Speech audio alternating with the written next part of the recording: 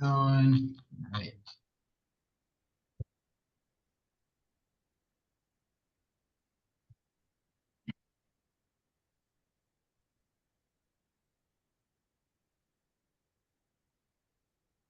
All right. So good evening, everyone. Welcome to the Thursday, May 22nd, 2025 Board of Selectmen meeting. Our meeting is being conducted using the webinar technology. So those of you that are participating are doing so by most likely obtaining a link from the website, which is on our agenda. We will start off with citizens' comments. If you wish to make a citizen's comment, what you will need to do is raise your hand. At the bottom of the screen, you can see a little raise your hand emoji. If you click on that, then we will give you permission or bring you into the meeting so that you can make a comment. But before starting with that, I guess I would like to take a roll call vote. And I forgot to ask you this earlier today. So Cam's officially on the board, right? We just need to reorganize a position, so he should be part of the roll call vote. Correct. He was sworn in, so he is Okay. signed and official. Okay, all right. So present Robin Hunter. Present Dave Haviland. Present Cam Hudson. And welcome, Cam. Thank So you. now that we have confirmed that we're all selectmen and we're all at the meeting, we will begin with item 1.1 with the first item, which is citizens' comments. So again, if you'd like to make a comment, you can do so by clicking on the raise your hand emoji and we will let you into the meeting. So we will give you a few moments just in case you can't find it.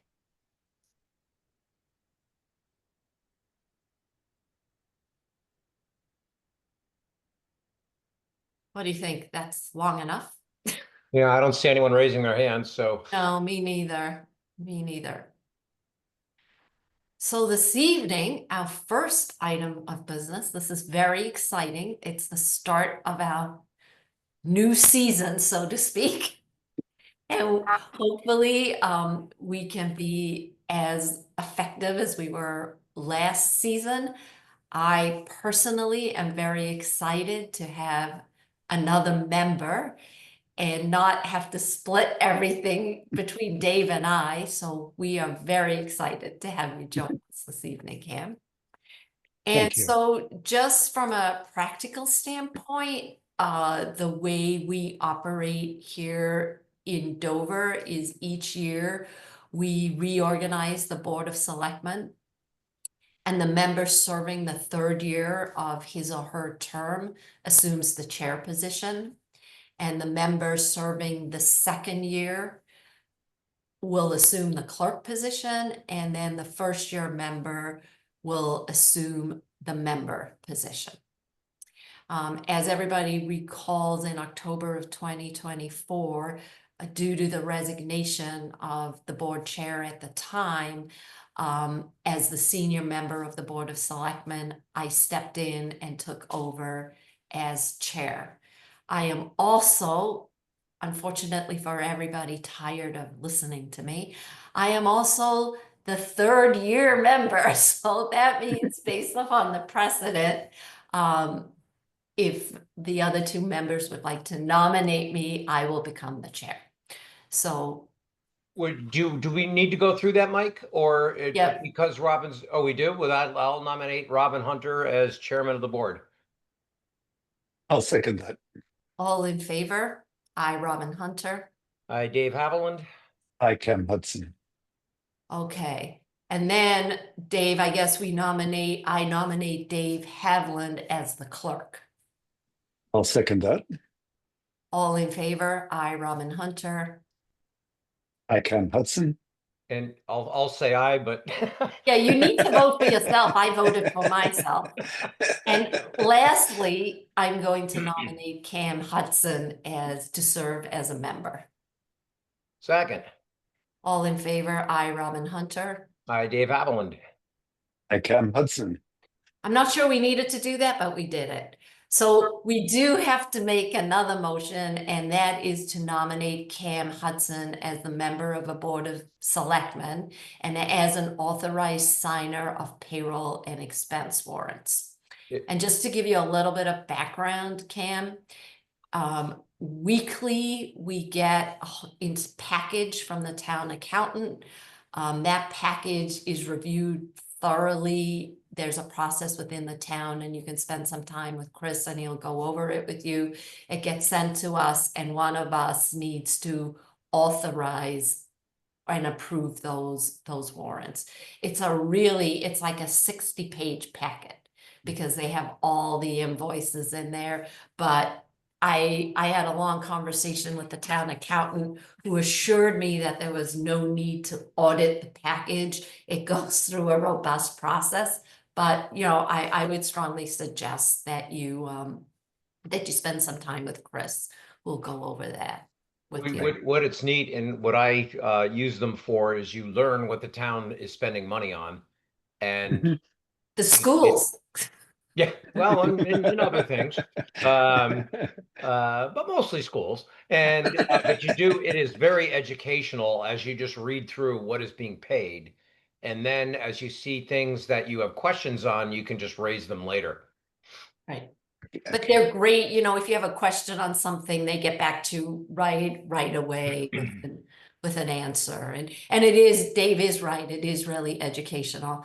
Like the first time I saw this really large amount, I freaked out, and then I realized it was funding our share of the regional school. So you get, you know, it's not like it's not one huge payment. And then with the community center, there's been a lot of large bills and stuff as well, but it is education. So I need a second for that.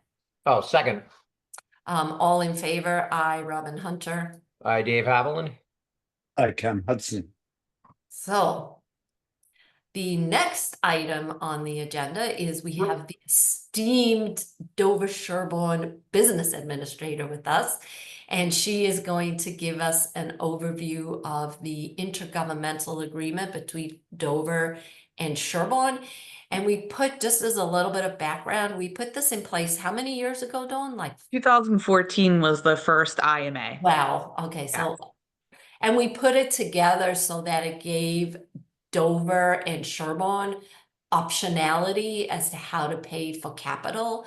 Prior to having the IMA in place, the region used to bonds all of the capital, and then the towns would share in payment of that through the assessment. And Sherborne expressed an interest of being able to roll the bonds into the bonding that they would be doing, because they generally were doing bonding annually. And Dover at the time said, well, you know, we may not always want to bond, we may want to pay with free cash. So this agreement gives us that flexibility. And I think it's worked out really well for both towns to independently decide what works best for them to fund capital projects at the region. And I think it makes sense as well, because you have so much borrowing going on and the region doesn't. So it's putting that extra work in the two towns that are just looping it in, and costs with and it takes a load off of our staff, obviously, for not having to do all of our own borrowing.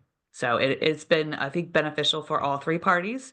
We don't have one every year because, as you know, in several years, over the last 5 or 6 years, the region has paid for their capital completely with their excess and deficiency funds. So, for example, we did not have an IMA last year, but we typically have to have one when the project costs probably exceed like 700,000 or 800,000, and so we are at that juncture this year with the turf replacement project. And I will say the IMA is less about the project and more about the funding mechanism. And I think that the IMA then is written more in that realm, because I know my first year treasurer reviewed it. He's like, how come it doesn't say the turf project? I said, because it's really more of the mechanism of how you need to fund the amount that the regional school committee voted that needed to be assessed by the two towns. So the regional school committee voted one IMA number on March 4th, pending the bid results. So in March, at the end of March, when the bid results came in, they actually voted a second amount to be included in the IMA, and that was done on April 1st. So that's the April 1st date. That's in the IMA. Last Thursday night, about this time, I was at the Sherburne Select Board meeting, and they approved Sherburne, so that's why their date says May 15th, and tonight yours will hopefully say May 22nd. I will say in a typical year, we're doing this before all of the annual meetings. So it reads a little funny because now we're doing it after all the annual meetings, but I think there was desire on Sherburne's part not to even start the process until we had the bid. And then things just started rolling. We just decided to wait until after we knew actually it was going to pass. It was a tight vote in Sherburne. I think it passed by 6 votes. Oh, So wow. yeah. So and then we had to wait until last week for the election to make sure the debt exclusion also passed. So it's been a very laborious project, but we are so excited at the region, and we're actually having our kickoff meeting on Tuesday with the contractor and our project manager. So the agreement tonight is the standard agreement. Just so you know, this agreement in past years has been reviewed by Rick Manley, who's bond counsel. I believe he also does some work for the town. And so we're using the template that he has approved, and the amount that we're bringing forward that the region is requesting the towns to fund is $1,331,500. And you can see Dover's portion of that is $714,350, and the assessment is due on July 15th. And I think it's important to note, and I know we did this in the capital budgets project and in the presentations, that one of the things that the region did do to defray the costs to the town is use some of their excess and deficiency, so 350,000. So the total project is 1.7 million, right? 0.6. 16815. Right. But I believe the IMA is a funding mechanism, so it only represents what we as towns asking. need to Exactly. fund. Okay. Exactly. But the overall project is higher than this. And I think we've been really transparent about that in all of our communications. We have, it struck me, Dawn, as a little bit odd because the letter outlining the excess and deficiency and the town's costs is very eloquent and very easily understood. But in this agreement, I just want to make sure we're not doing anything not perfect. The district plans to expend 1.3315 to pay costs of major equipment and building improvements. So I just want to make sure that there doesn't need to be a reference to the net cost of 1.331 or something like that, because you are spending 1.6 and this says 1.3. Correct, but I think as we're looking at this as just a funding mechanism, and this is the amount that the region voted for the towns to be assessed. And I think the word project is more generic than the project itself, but it's really project cost. Because some years it's multiple projects that it could be, and so I think that we look at this as really just being the funding mechanism for the capital assessment for the towns. Well, a suggestion in the future is to be a little bit more clear in D, because it's not what it says. Not that I don't care, but I'm trying to make sure that we are literally dotting I's and crossing T's. But the district plans to expend 1.331 is not 1.681. And that's what you're going to spend. So I don't know. But the intergovernmental agreement doesn't really address the project itself. Again, it's the funding mechanism. It's not really talking. It's really. I mean, the project I think is used generically in here. And some years it's 100%, and some years it's not.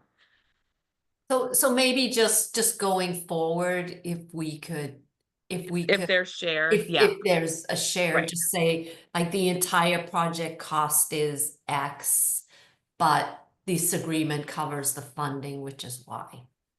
And then it would be very, very clear. But I assume council that reviewed this, because I know we've done this before, and Dave, you do have eagle eyes here.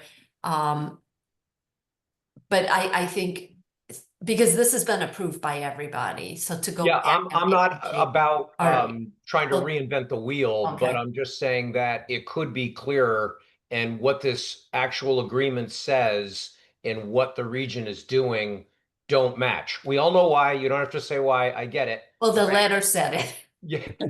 Well, to set the stage, right, document for that. should say it. Because I think there's other places though, you even go to like number 2 and it talks about project costs and allocation. Again, the total cost of the project shall be, that's where, you know, there's multiple places where project cost is defined as the 1,000,003.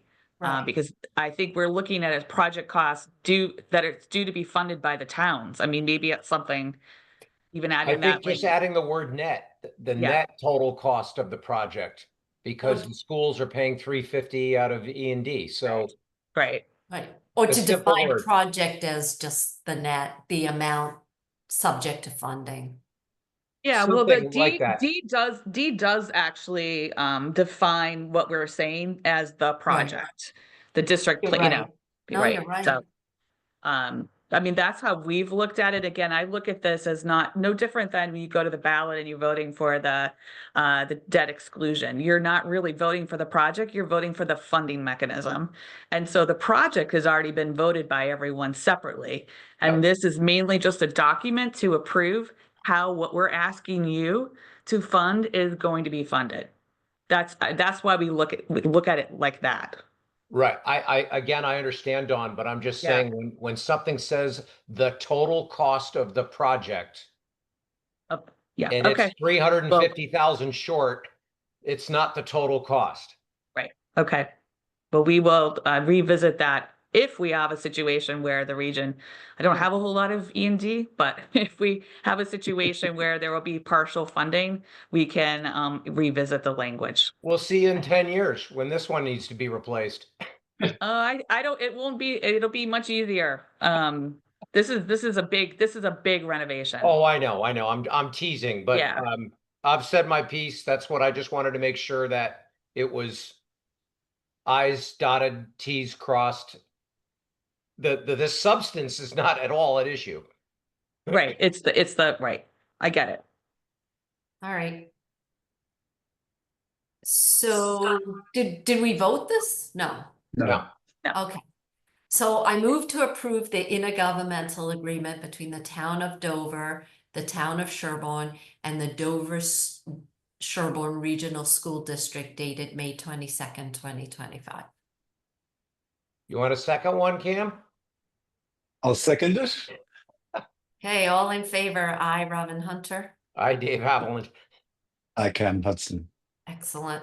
We're As a getting matter of getting- how did we get IMA out of intergovernmental Government, yeah. agreement? Oh, because it's intermunicipal. IMA is intermunicipal. Okay. And then I think, yeah.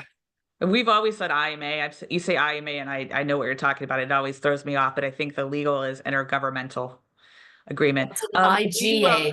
Yeah, we will, I know that doesn't sound as good as IMA. We will, I will prepare 3 copies because we get full signatures on these. So the school committee, your whole select and board, and same with Sherburne.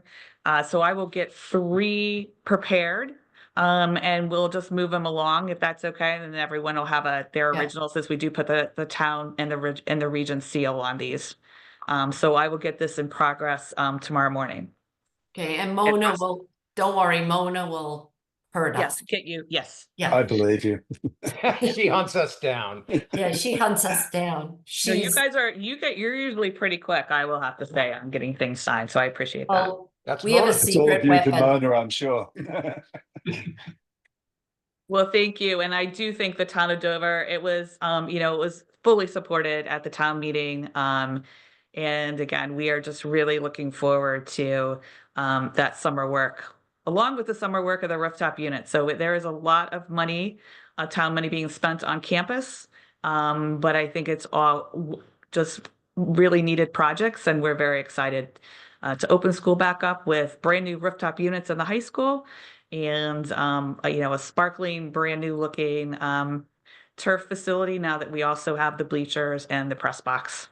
Maybe we could have a flag football game against the Sherborne Selectmen or something, just so that we can play on the field. Maybe. We can have the staff, the Dover staff, a friendly game. Break it in. Can we be the first on it? We'll sign a waiver. Wouldn't that be fun? We could get t-shirts. Getting a little carried away, Robert. Yeah, I'm on this. I'm on this. Well, we have to have some fun. I agree. All right, so Dawn, you're up. Then the next item of business is a request for a waiver of permit fees for the rooftop HVAC system, I believe. Right. So this is, I always say this is the longest running project I think I've ever had to deal with. But we are excited. We've had our kickoff meeting this week for this project as well. And the issue of asking for the fees to be waived actually came up when we were doing our site visits with the contractors, and that question was asked to us.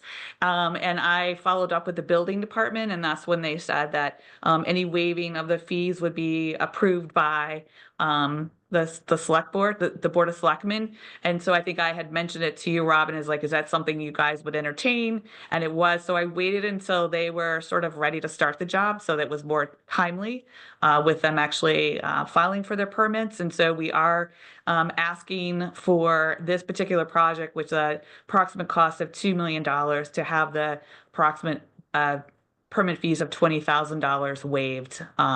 This is the first time we have actually asked to do this. But again, it came up from the contractors who said it's pretty typical what they see. And I thought it was worth exploring because it does save us money because it's just recycled money. So if the region was paying it, then, you're paying part of what's going to you at the building department. So it makes sense in this circumstance to move forward.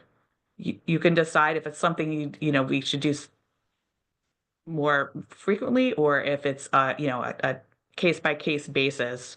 But we did feel we wanted to, after having conversations with the contractors, wanted to bring this forward because it's not included in the bids as of now, because we felt comfortable that we could get them be able to get them waived for this. So it would be a change order if you don't approve it. So I have a recollection of doing this for the turf field the first time around. Okay. So 2012. Yeah, and I remember, talking to Dave Ramsey and talking to Walter about that.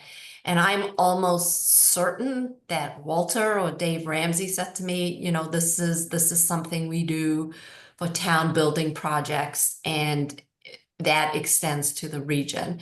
I mean, we are, it's a region, so, we're giving Sherborne a break by doing this, but I think it's for the benefit of the entire community. And that certainly was, I remember the conversation that we had when we did the turf field the first time. Field. Yeah. We did pay permit fees on the bleachers. Okay. And I think we paid on some of the other projects, but again, this was something that was a request from the contractors on site, and I thought it was worth exploring. Okay, so I know, for me, I know there was a precedent set before. I'm certainly comfortable waiving these fees because I do look at the region as part of Dover and a huge asset to us.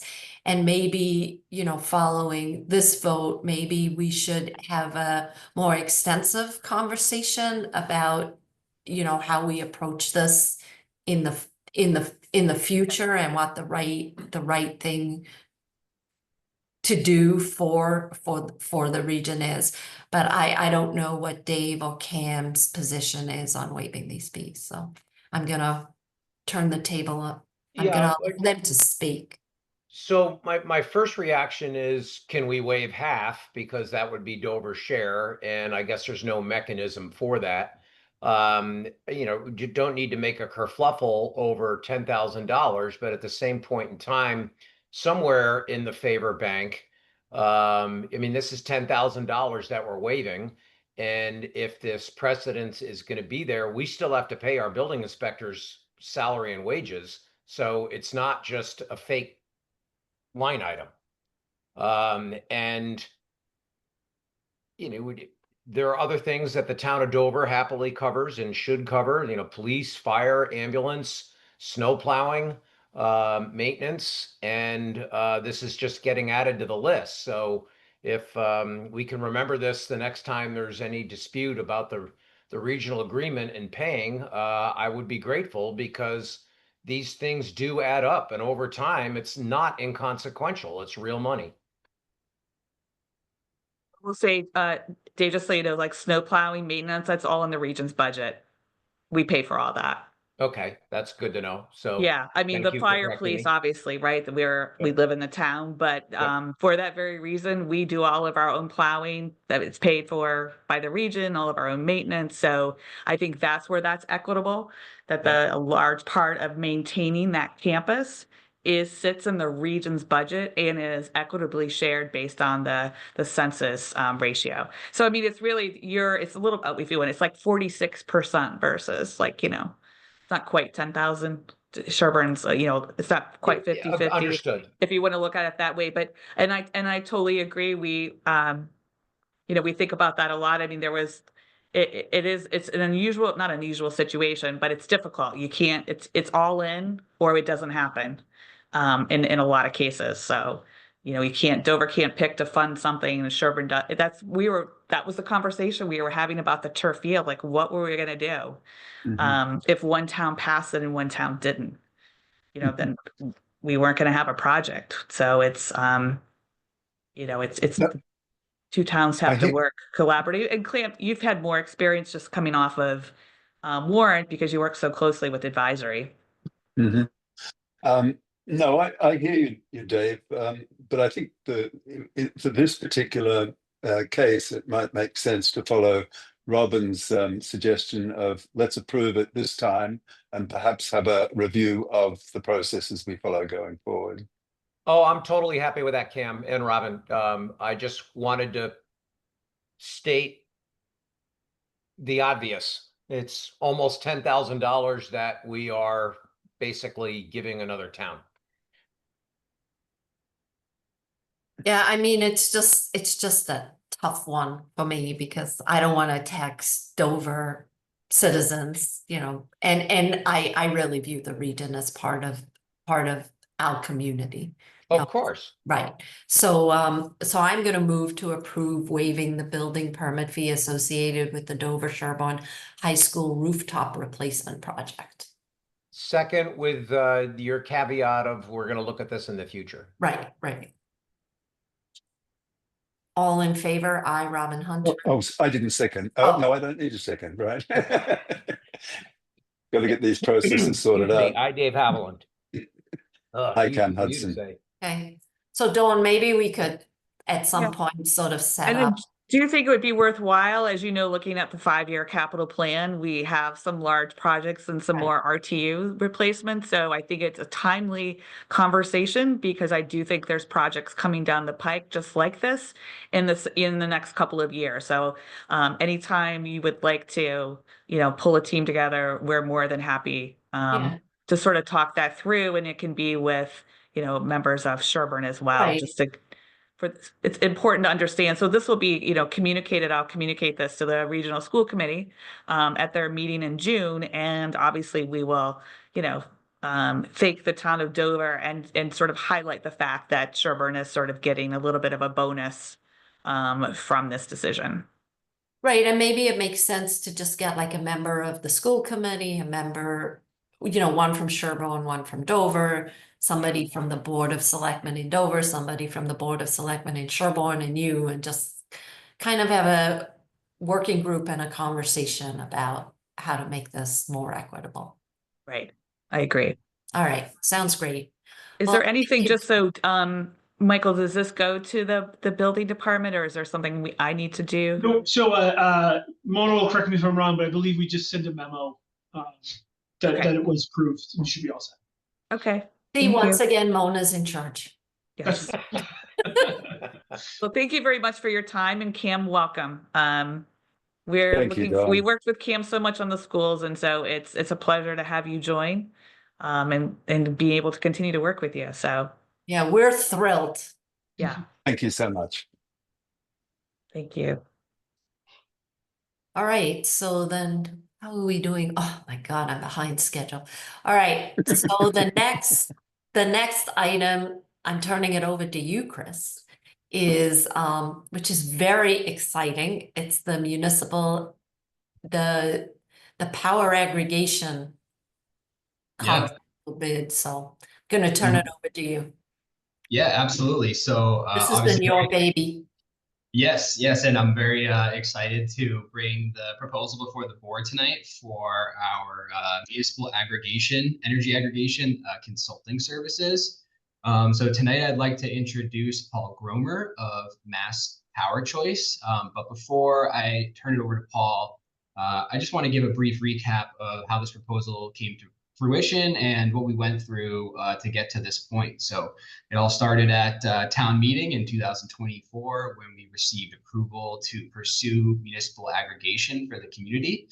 Following the approval in town meeting, we, as in town staff, started researching municipal aggregation programs across the state to develop a request for proposals for consulting services. Although we're a little bit behind compared to other communities, we do have the advantage of seeing how it's been done over the years across the state. So our research really led us to establish a few key requirements for our proposal. I won't go through all of them, but I just wanted to mention two. The first being that we sought somebody with a really strong depth and experience for implementing these types of aggregation plans in communities. And second, we wanted somebody or a company that could provide a robust community outreach program to ensure our residents are well informed about what's happening and any changes that they're going to experience with their energy services. So in February, we issued that RFP. We received one response. Although we only received one response, we're extremely pleased that Mass Power Choice chose to submit a proposal.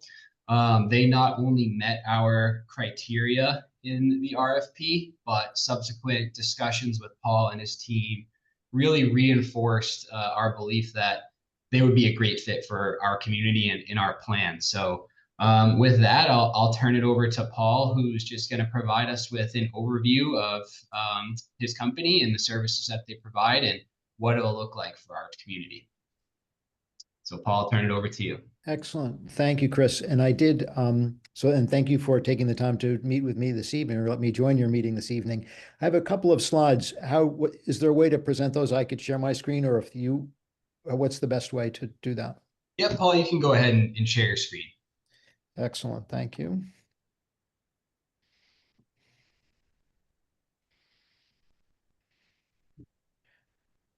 All right, everyone see the slides okay? So Yes. as Chris said, all I'm going to do tonight is just take a few minutes to introduce my company, to explain at a very high level what these programs are about and how they work, and then give you a brief timeline so that you'll know what to expect. So what we are at Mass Power Choice, we're a Boston-based energy consulting firm. We've developed a specialty in municipal aggregation programs. We work with 41 cities and towns across the state, including larger communities like Cambridge and Newton and Worcester, but also many smaller communities I think you might think of as similar communities. We work with Sherburne, we work with Lincoln, we work with Wayland, Weston, and another number of communities like that. What municipal aggregation is group buying for electricity managed by a city or town. As Chris mentioned, it's very popular in Massachusetts. Over 200 municipalities have these programs in place already. The benefits are new electricity choices for customers, stable prices, cleaner electricity if the town would like, and the potential for savings compared with Eversource basic service prices. Very briefly, the way it works is that the town would sign a contract with an electricity supplier who becomes the supplier for the program, and their price for supply becomes the supply price on the customer's Eversource bill. And then basically your firm goes out and runs a process Exactly right. for the, so you put out, it actually goes to bid, and then we make a determination probably based upon price. That's correct. So as we'll run we'll assist the town in running a procurement process. You'll get bids from the electricity suppliers that supply programs like this. And then you'll choose one. There are slight differences between the firms, so that might be a factor, but usually price is the biggest determinant for towns. And typically, how many suppliers can we expect to bid on the process? That's a good question. So it depends a bit on when you do it, since firms come in and out of the market. But Okay. right now, there are about 4 or 5 firms supplying these programs. I have a question on, I'm wondering if you could explain what the difference between an individual resident going and finding their supplier and what the aggregation process provides us with as a benefit. Yes, so great question. So there are, I'll just step back a bit to answer the question fully. So there are a few different ways customers can choose an electricity supplier in Massachusetts. By further background, supply is separate from delivery. So Eversource remains your delivery company no matter what, but you can choose the supplier. 3 different types of supply choices. One is a customer can choose a supplier individually, so one-on-one contract, and about 15 to 20% of customers in Massachusetts do that. And these are the firms that, will reach out to you. Sometimes they phone, they send you mailings. Sometimes they in cities, they go door to door. So you can do that, or you can have the town play a similar function where it's the town who chooses the supplier for the residents and businesses in the community. The advantages of the supply program, of the town program, are a few. One is the town very typically gets a better price than you would get from an individual supplier. Also, with the town, the program is designed with the consumer in mind and designed to benefit the consumer. Whereas when you sign a contract with a private supplier, the contract is designed to benefit them. It doesn't mean it's necessarily a bad contract for the consumer, but it's not written with the consumer in mind, whereas the town's contract will be. And then the single biggest difference, I think, is that when you choose an electricity supplier one-on-one, at the end of your contract with them, they're allowed to raise the price to whatever they want, and you stay on it unless you say you don't want it anymore. With the town, it never works that way. We get to the end of a town program, the town will go out to bid again. The town gets a good price, will sign a new contract. If it doesn't, it won't. The supplier can't just charge whatever price they want at the end. Thank you. So this is just really a picture of how it works here. So it starts with, we have the customer all the way on the right. We'll go from right to left. The customer's all the way on the right. Eversource is in the middle doing the delivery. They do that no matter what. They restore power if it goes out. They read your meter. They send your bill. They continue to perform all of those functions. It's over on the left, the electricity supplier that the town would choose through this program. To give you just a quick overview of the various steps. So believe it or not, it takes about a year to get from where we are now to having a program up and going. Yeah, I was a little disappointed in the timeline when I looked at this. It is. I mean, it might be possible to be a little bit faster, but not much really. There's some steps the town needs to complete, including having a 30-day public comment period. So you've got that 30 days in there no matter what. Then you file the plan with the state. The state needs to approve the plan. They say they reserve 4 months to do that. Sometimes they can be a little faster, but they too have a public hearing process, which includes a notice requirement. So there's a chunk of time for there. Then once the state approves it, that's when we go to the supply procurement that we were talking about earlier, where we'll help the town run a competitive process to choose the supplier. Then we do a public education period, so customers are informed about the program. And after all of that is when the program launches. It's amazing to me, with all of your previous experience and practice of doing this, that it takes 5 to 8 months for program planning and regulatory review. You would think they would say, number 42, done. Well, yes, I mean, I you know, would that's think, why I was blown away by the length and duration of this process. yes. I mean, it could be, I mean, the Department of Public Utilities can do it, say in 2 months is about as fast as they could do it if they wanted. And this will sound crazy, but until recently, it took them several years. So Wow. 2 or 3 years, these plans, of which they had approved over 100, they were waiting for 2, 3, and I think in Weston, the town we worked with, was over 3 years before it was approved. So now it's Pretty down to a few months. So All right, so this is the shortened timeline. yes, this is the fast track is what we're looking at.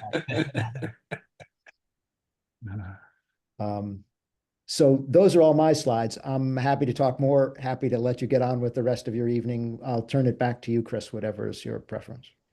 Yeah, absolutely. Thank you, Paul. So I don't know if the board has any questions, but we're hopeful, to get an agreement in place and really dive into this process with Mass Power Choice and get going so we can stay on that 1-year timeline. So I'll open up if anybody has any other questions for Paul, just go right ahead. I tell you what, if we approve this tonight, Paul, did you think you can move the timeline up by about 6 months? Not 6, but I bet you I could find you 2. All right, I'll take it. All right, so Cam, do you have any more questions? No, I don't, Okay. Robin. So, thank you, Paul. That was really helpful, and we are very excited and looking forward to getting this process started and completed. So I am going to move to approve the consulting agreement between Dover and Mass Power Choice for the development of management of the town's municipal aggregation program. Second. All in favor? Aye, Robin Hunter. Hi, Dave Haviland. Hi, Cam Hudson. All right. Thank you, And Paul. before we leave this, Robin, we have to thank Chris. Right. I Indeed. know he has spent a good deal of time on this. It was one of our goals for this year. Paul's going to try and sneak We got it in. it done under the wire. Yeah, that's right.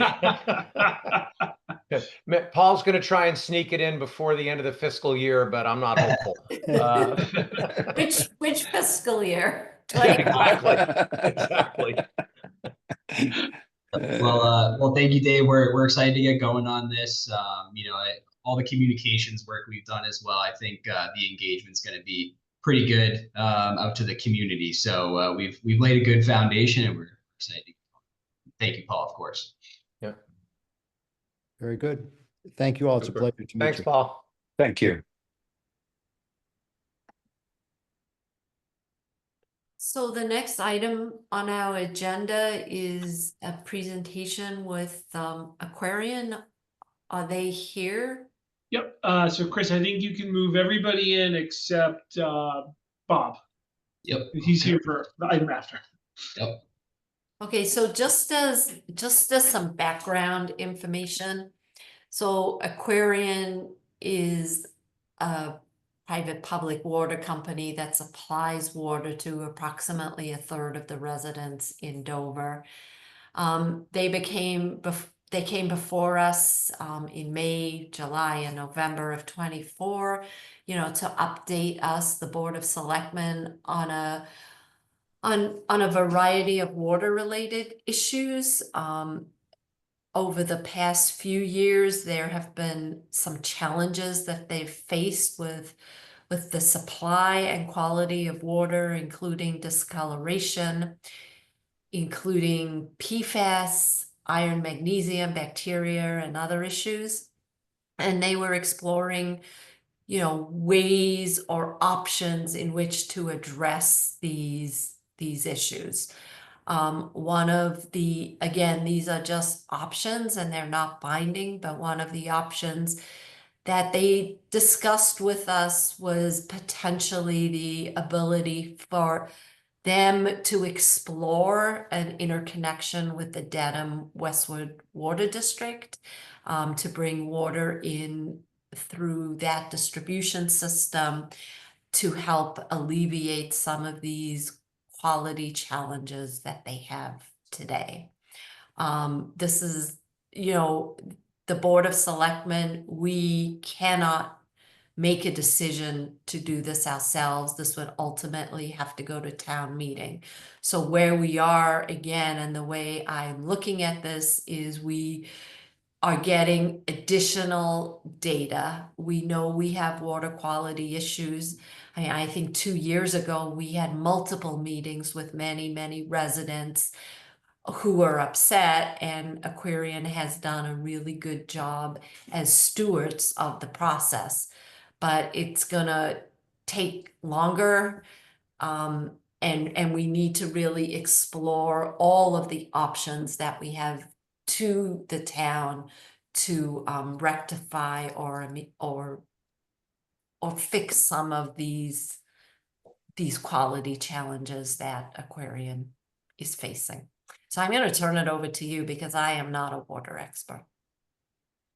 So thank you for joining us. We have a new member on the Board of Selectmen, Cam Hudson. So it would be great if maybe you guys could quickly introduce yourselves and your roles. Yeah, no, absolutely. That'd be good. I'll run through some quick introductions to everybody just for the sake of time too, right? So from Aquarian, John Walsh is on here. John is the VP of Operations for Aquarian, overseeing Massachusetts and then some other functions in the other states that Aquarian serves. Amanda Keyes oversees capital projects in Massachusetts.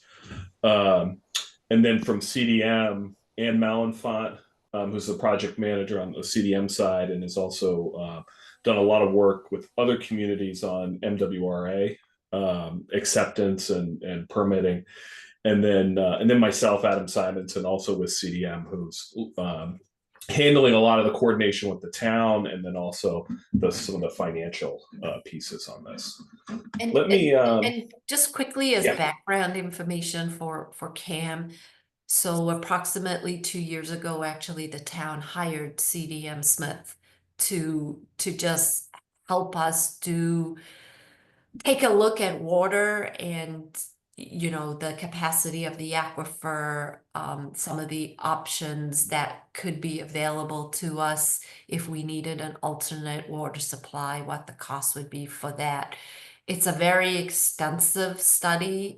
They did an excellent job. So it's probably worth brushing off and just taking a look at all the work that was done. Yeah, no, absolutely. Thanks, Robin. So let me jump into these slides. I'm going to hit the first few, and then I'm going to turn it over to Ann, and then John and Amanda, absolutely chime in if we're missing anything, and and certainly as you guys have questions, feel free to stop and interrupt, and hopefully we can answer things. So just in terms of what we're going to hit here, let's see if I can get all right. Quickly, we're going to give you an overview on the project, which should be somewhat of a recap for most of the selectmen. Obviously, Cam, this might be a little new to you, so I wanted to make sure we had a good introduction. What we're looking to get to today, there's a permitting step, this environmental notification form that has to get filed that we're looking to get approval to do. And then certainly make sure we get any other questions that you have answered as well. Right. So Robin, I'm generally familiar with it because I have monitored the Board of Selectmen meetings okay. where you presented in the past. So I do have a reasonable overview of what's going on. Okay, great. So and Robin gave a pretty good introduction there too. That was great.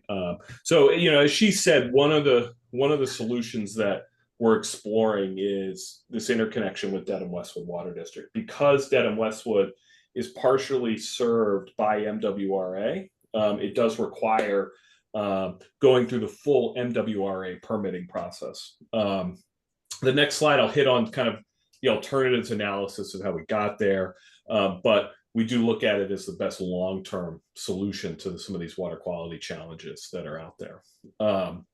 As part of this permitting, we do have to put in essentially what is the requested supply from MWRA, and what that permitting is, we're looking for is to essentially meet 2030 demands. It's a really pretty short planning period, but we think that's really appropriate. And at the end of the day, the sort of final step on all this, which Ann will kind of walk through the process, the town would actually be the party signing a contract with MWRA in terms of the water supply. And so the amount of water coming into through that interconnection, the town would ultimately govern that, even though Aquarian would be the fiduciary that would take all the financial responsibility and obviously, have the responsibility for distributing the water through the distribution system, et cetera. So, and at the end of the day, we really look at it as the most cost-effective solution. May I quickly ask a question there? What are the other solutions that you're looking at? Because you opened with you're looking at other solutions. May I ask what those are? Yeah. The next slide here actually talks through. Before we move on to that, I've got a quick question on what are the I know that there are connection costs that we'll have to pay to connect to the Westwood, the Dedham Westwood Water District. What are the ongoing costs that we may have to incur by water wheeling through that system, or is the water completely just transferred at zero incremental cost? Yeah, so there's a couple pieces to it, right? So at the end of the day, the rates that Aquarian charges, right, will end up covering all the costs, right? And so there's costs essentially associated with the current sources that are there, and from an interconnection point of view, there's a couple different things going on. One, MWRA for the time being has waived any sort of interconnection fees that you have to pay to MWRA. Okay. So that right now we're in a very good spot with that. There are capital costs that are laid out on this slide here, which essentially is that the upfront infrastructure costs essentially, and then there will be fees associated with the bulk water purchase from MWRA. And then one of the things that we're working through preliminarily with Dedham Westwood is trying to calculate what is an appropriate wheeling charge. So essentially the use of their distribution system to bring that water through the system. Okay. And so the sort of short answer to all that question, when we look at all the costs associated with bringing all the treatment that we would need to existing sources versus the total cost of using this interconnection. The interconnection, so the total life cycle costs are about over 50% less. And so it's sort of hands down from a cost-effective approach, a much better solution for the customers in Dover. So, and this would just be the treatment infrastructure that would be passed on to the customer. What do you mean when you say treatment infrastructure? Like, because if, ultimately there needs to be a vote on whether this is the way the town wants to go, because we need to look at whether or not there are any unintended consequences. And one of the big, as a customer, what I would need to understand is what is potentially the cost to me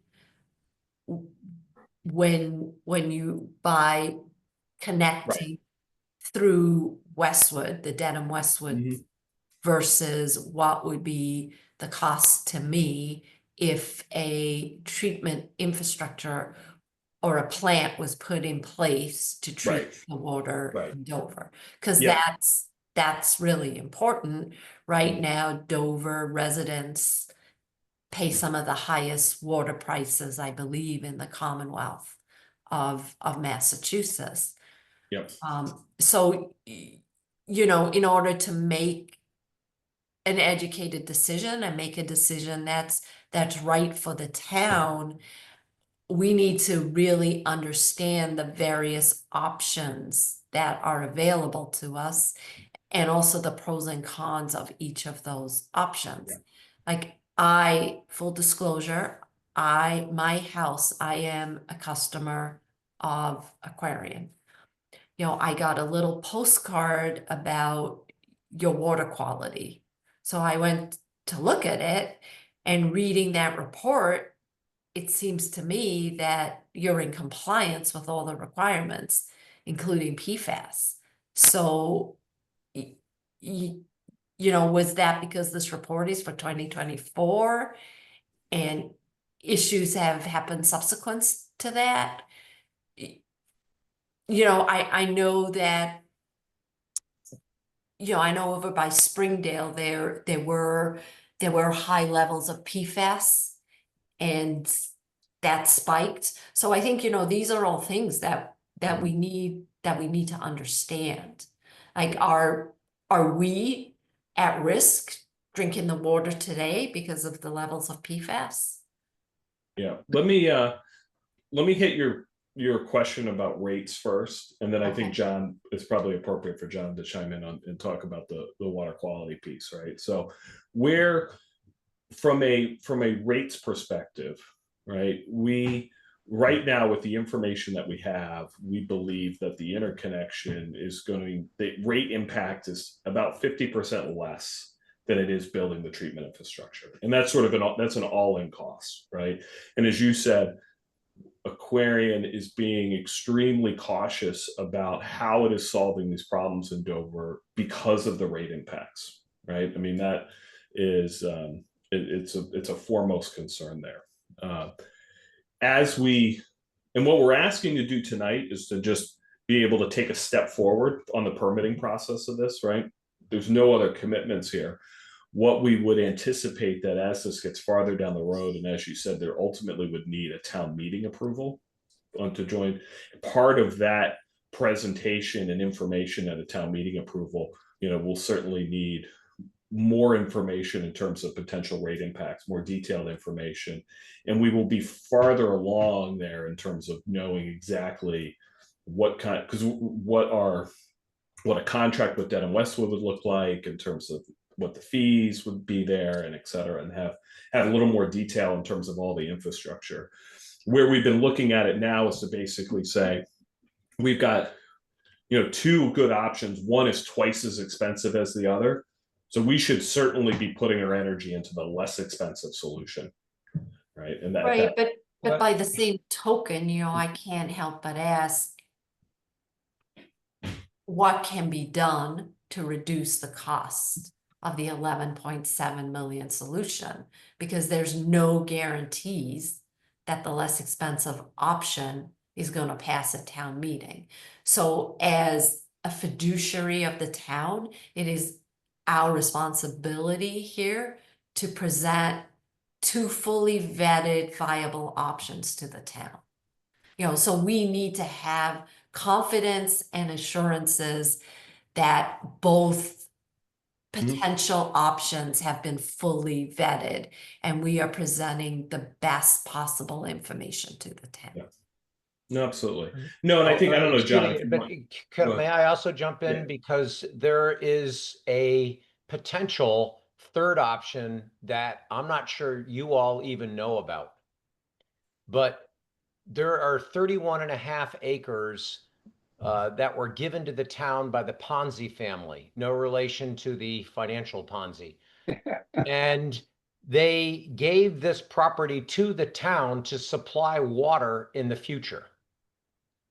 And if we could come up with a new well field right here in town and supply the water ourselves, to me, that seems like a much lower rate possibility. You're going to have to connect to the Dedham Westwood district with pipes, and you therefore laying the pipes from the Ponzi family to the existing infrastructure. It would be a similar expense. And until this is explored, I don't think we've done all our homework. And personally, I have grave reservations about moving ahead with MWRA. and I think I need to explain this. If we connect and get an unlimited water supply, even though Dover may limit that water supply, I have recently become aware that there have been 2 state agencies that have demanded that Aquarian connect to a 15 home well system, which would require additional infrastructure for you to put in. And 2, a separate state agency is demanding that you supply water to a 40B project, which your initial response was, well, we can't do it right now, but if we connect to MWRA, we can, which then brings in the probably the most important thing to the most amount of voters in the town of Dover, which is preserving our town's current character of being rural with open spaces and no large apartment or building blocks. If we get unlimited water, the fear, which is a very real fear, is that now we are going to have 4 to 6 story 40B projects getting put wherever a builder wants, and the state is just going to simply mandate to you supply the water, and all of Dover's rules, regulations, and bylaws don't count with 40B. So this is a very real concern of mine going forward. And I'll tell you right now that I cannot in any way, shape, or form get around connecting to MWRA, because in at least until we have fully explored the new option, which is the Ponzi property, is can we put a well field in here, which will do several things: allow Dover to still control what's going on, and 2, it should be much less because we don't have to pay MWRA nor Dedham West District for, what you call it, the wheeling fees. So it's got to be a cheaper rate to our fellow residents. Dave, against that, there's the other issue of trying to understand how much capacity the aquifers under the town have and what's available. And if we put all our eggs into that aquifer, we might still in a few years find that we have to find some alternative. So that's something else we need to consider there, I think. Oh, so that was already studied and considered in the water study. And we actually did a modeling exercise on the capacity of the aquifer. So let me get you a copy of that. No, I've actually seen that, Robin, and I understand that. My concern with that particular study is that the modeling was based upon people who are consuming water through Aquarian, and as we know through Economics 101, if people are paying for something, they'll consume less of it than if they're getting it for free. And so I've got no real confidence that those proxies really work. And I think we need to, I mean, that's not necessarily a precondition for this discussion tonight, but I think we need to start considering what our options are in that space as well. So there is, because there are no meters, and we can have this discussion at another time, because yeah, exactly. There is no way to measure it, the consumption. But we might be able to have meters if we could. So we did extrapolate in that modeling, and they did take into account some of that. So I'm not going to have that discussion this evening. No, I fully agree with you there. Before us is you know, what are the options for Aquarian? So personally, for me, I have similar concerns to Dave. However, there is a compliance issue here.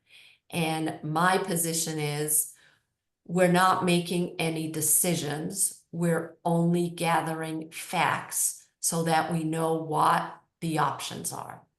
So this evening, from my perspective, what Aquarium and CDM Smith is asking, they're saying, will you give us permission so we can continue this process so we can bring back the facts to you to present at town meeting?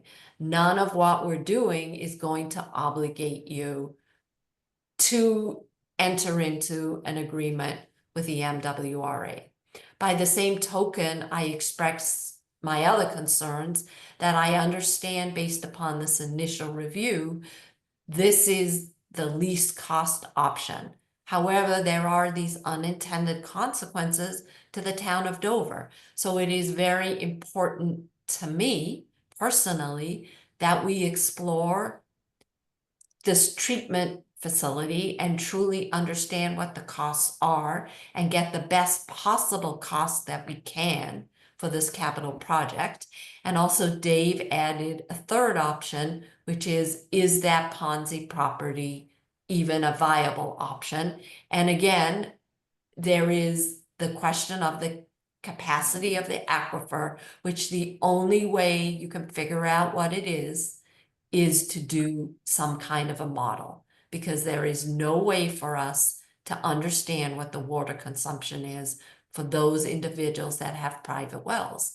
You know, the other thing we did is we put we utilize monitoring wells in town so that we can look at the water levels. So, this is a bigger issue. And there are a lot of pros and cons to any of these options. But the only way, in my opinion, is we need to explore all of these options. So I guess my question to Aquarian is, clearly, are you out of compliance or not? What is the time frame by which a decision needs to be made? And how quickly, we need to move all three options forward at the same place and put the same amount of diligence into each of them and not just focus on option one. That's well said, Robin. Thank you. Again, I'm John Walsh, Vice President of Operations for Aquarion. Regarding the compliance question, we are in compliance. There's actually So I didn't misread that report. correct, yes. Yeah, and you had brought up the question of the Springdale. So we actually have two separate water systems in town, what's called the Dover main system and the Springdale farm system. The Dover main system has two separate distribution systems. One is very small. We call it the Chickering system. It's over on Chickering Ave. There's only like 15 customers there. But in terms of compliance, you brought up PFAS with Springdale Farms. We have built a treatment facility at Springdale Farms to treat the water at those wells because they did at one point have PFAS levels that were over the state limit. Those levels came down, but we still implemented the treatment. With respect to the Dover main system, you'll see on the screen here, Francis refers to our Francis Street well field. The Francis Street well field is in compliance from a water quality perspective, but it has relatively high metals certain times of the year, and those two metals are iron and manganese. And there are no primary regulations that limit the amount of iron and manganese you can have in the water. There are secondary limits that are more aesthetic. They're non-enforceable. But we have enough manganese in particular in the water there that it imparts discoloration to the water. We have made changes, or we invested in the system when we first bought it, and we have now made Francis Street about a year and a half ago a secondary source in the system. That resolved the discolored water problems that many customers were seeing for our understanding before we bought it for years. So the primary goal here is to address that particular issue. Francis Street Wellfield imparts discoloration to the water. We can either treat that water or we can find a different source of supply. And the different source of supply is the interconnection. And we looked seriously at building a treatment facility at the Francis Street Wellfield, and the cost, as you can see here, along with the other wellfield nearby Francis Street Draper, was almost $12 million. The Francis Street well field also has PFAS that is getting close to the new EPA limit. So that treatment, we are going to have to put treatment in there for the metals, iron and manganese, and for PFAS. So when you start to look at a well field that's going to require those two levels of treatment, it really brings up the question of, is that a long-term viable source of supply? I can tell you that the Draper well field has PFAS levels that are very high, much higher than the regulatory limit in the state of Massachusetts. We have not used that well field since we bought the system. So that is out of service, and I expect that will remain out of service. So then your primary well field is Knollwood? Exactly, the Knollwood well field, yes. So the primary goal here again is to address that issue where our secondary well field, Francis, which we still use every day to some extent to keep it active, address the issue with the metals there that cause the discoloration. And again, it can be treatment or another source. Wasn't the amount of water being pulled out creating a lot of the iron and manganese? I mean, it was a lot of new homes. It's right over there for me. So a lot of new homes were built in the area and in the neighborhood, and the demand was well above what the regulator was suggesting was allowable. And the amount that was taken out of that well was well in excess of it. It was a multiple. I just don't remember exactly how much. And then the well field became stressed and it became dirtier and dirtier with more iron and manganese. And so, again, anyone can overdo a well. Anyone can take out more than that well can handle. And that is clearly what appeared to happen to me as a layperson.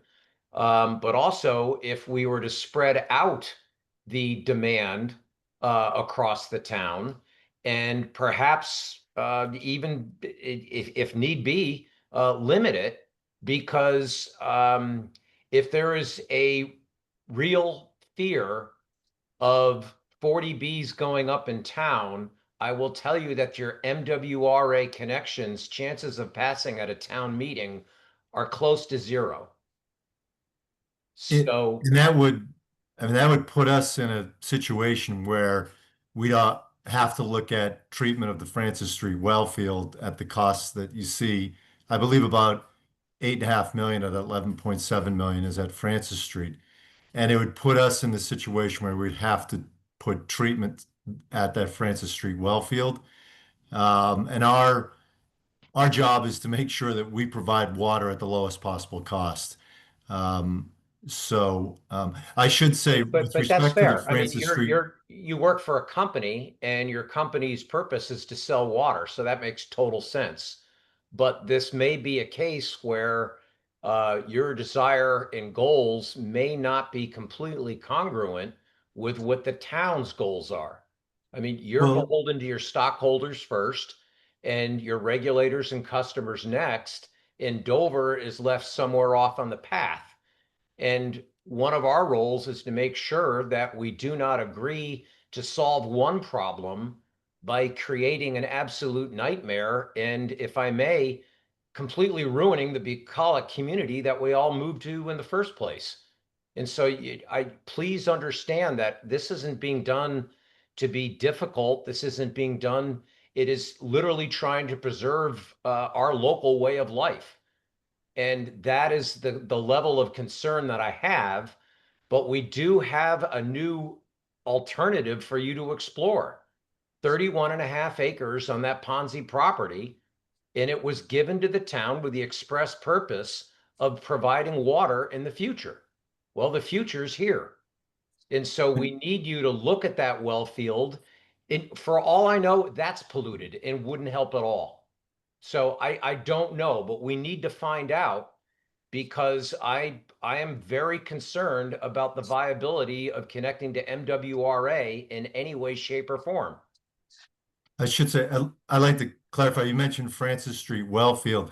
The iron and manganese, that wasn't from usage. That's not impacted by the usage. The first year we owned the system, which was the 2022, that was our primary well field. The water quality was great through that whole season. The next year, summer 2023, was a wet summer, and the water quality was terrible. High iron, high manganese. It literally changed over a matter of a couple weeks. And that was because the water table came up. So it's really the water table that's impacting whether there's iron or manganese. That well field has shown us, especially that first year, that there's, from a capacity perspective, it's a good well field. To my knowledge, it was never pumped over, even prior to our usage. We have the records on it. It wasn't pumped over any regulatory limit. So We need to revisit that because unless I'm completely misremembering, which is possible. Oh, I think what you're remembering is when there was discoloration in the water and there were many meetings with the DEP, and I think it was Colonial Water. The DEP noted that in the summer months, we were drawing in excess, water in excess of the permit. So the permit allowed for X number of gallons, and in the summer months that we were withdrawing in excess of that amount. So I think that's what you may be referring to. And then there were individuals on the call that asked whether or not drawing more water than the permit was contributing to some of the water quality issues. That sounds about right, Robin. Again, that's pre-Aquarian, and I understand that it was Colonial. But Right, but you know, Aquarian has really, again, full disclosure, I'm a customer, but they have been really great stewards with respect to water conservation. You know, whoever does your marketing or those educational brochures does a really good job. And, you know, again, they remind us all on when you can water and how much you can water.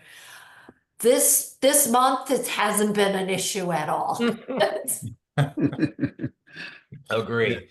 No, I want to make sure that Aquarian is aware of a possible third option to then start exploring, and B, please don't put all your eggs in the MWRA connection basket, because as Robin's opened with, it may not pass at town meeting, and that is a real possibility. No, and I think we're extremely aware of that, right? And what we're trying to do is to keep as many options open as possible, right? That is the goal. And I think what would be helpful if we can is I'd like to have Anne just walk through the MWRA process and let you see, because that is a multi-year process in and of itself. And really what we're looking for today is we want to get that started so that we can keep options open. So let me just hit this. Just as a refresher for folks where we're talking about in terms of, you know, actual infrastructure here. This is you can see on the map here, this is Hartford Street. Here's the Dover Westwood line. This green pipe shows essentially where there's existing Dedham Westwood infrastructure. And so the actual infrastructure that is contemplated around this is adding water main in Dover, a little bit into Westwood. It's about a half mile or so of water main altogether. And then some kind of vault or possibly a structure, depending on if there are any water quality adjustments needed. And so from an infrastructure perspective, from an environmental impact perspective, et cetera, it's pretty minimal. But again, thought it was important that we just talked about the location of this as we talked about the other pieces of this. And the proposal is that this would be the main water source, not a backup water source. Yeah, I mean, like, John said today, Knollwood is the primary source, right? And what every water utility wants, right, is you want resiliency in your supply, right? So that if something happens one place or the other, is that you have the ability to supply the system, right? And so the idea would be that we would hopefully use both sources, right? So Knollwood remains as a source, MWRA remains as a source. You have the ability to shut Knollwood down to do maintenance, to do other activities as needed. If there's an issue on the MWRA side or on the Dedham Westwood side, you'd be able to obviously have that shut down and be able to use Knollwood as well too. So it would be that you would have both sources. And I don't know, John, I mean, operationally, I think it would be TBD, right? In terms of what would actually be considered the primary source, right? Right, so the skeptic in me says, well, Aquarian's in the business of supplying water. That's how they make money. So now you have two water sources, and I could see this coming up at town meeting. So Sure. you have even more capacity. That certainly benefits your bottom line, and for us, it provides a huge disincentive because it's going to promote massive development that's going to change the character of Dover. And Right. that makes this a really hard sell for the town. So, I mean, Aquarian's motivation here, right, is, as John said, to find the lowest cost solution to serve our existing customers, right? We have an obligation to do that, right? That is a foremost obligation. It is part of the regulations around being a water company, right? And so, Adam, that is, I'll- yeah, go ahead, John. Adam, I'll add in that Yeah. whatever project we do here, it doesn't automatically go into the rates. It will go through at our next rate case, whenever that is. It gets reviewed by the Department of Public Utilities. So they will fully vet and make sure that we made the decisions that make sense for the community. Yeah. Our primary goal here is to address this issue of the discolored water. That is the primary goal. It's not to get more water. It is to address the risk of discolored water, which is still there at that Francis Street well field. We just don't use that water that much. So, most customers aren't receiving Francis Street water anymore. Yeah. And if there was an issue at Knollwood and we had to ramp up production back up at Francis Street, right? It increases the likelihood of all of those things happening. So. Oh, at my home, I didn't like the discolored water and I put in a water treatment Yeah. system, so. 'Cause Uh, I didn't like my clothes getting stained, but that's just me. Just one further curiosity on that last slide. When the pipe goes through from Westwood into Ledgewood there, is that going to rip up the road as well, or is it going to be beside the road? No, it would be in the roadway, right? And part of that So there'll be disruption then to actually do that over a period of time. And any kind of water main replacement always does, and part of any water project is restoration of the. No, I just wanted to understand that. Thank you. Yeah, and that's part of the budget that's in there too, is road restoration, et cetera. And I think what we would ideally do, what you always try to do on those, is coordinate with DPW in terms of their paving schedules as well too, so that you're hopefully avoiding ever cutting into fresh pavement, and you time it with when that road would need to be paved anyway. And yeah, so Ann, do you want to just walk us through this process a little bit? Let me flip to the next slide here. Yep. Thank you, Adam. Yeah, so I mean, the goal of walking through these next few slides is just to really illustrate how many steps are involved in this process. As Adam mentioned, it's a multi-year process at a very minimum. If you can move through every step very quickly, it's about 2 years. From when you start the process until you sign the contract with MWA for water supply. And there's multiple agencies involved with it, not just MWA. So this is really governed by the fact, starting from the left of this slide, that MWA withdraws water from a different water basin. There's, I think, 24 water basins in Massachusetts. If you move water from one basin to another, that is governed under what's called the Interbasin Transfer Act. And that's under the Water Resources Commission, which is a multi-agency group that reviews that to make sure that you really need to move that water, that you have looked at every option, and that is really the only option for getting water. They don't want water moved from one basin to another. They really want to keep it within basins if at all possible. So the initial step in this Interbasin Transfer Act is done through MIPA, really just for MIPA's for environmental review. It's to make sure you look at all aspects of environmental impacts, that you're mitigating them, that you understand them, that you're coordinating with the right groups.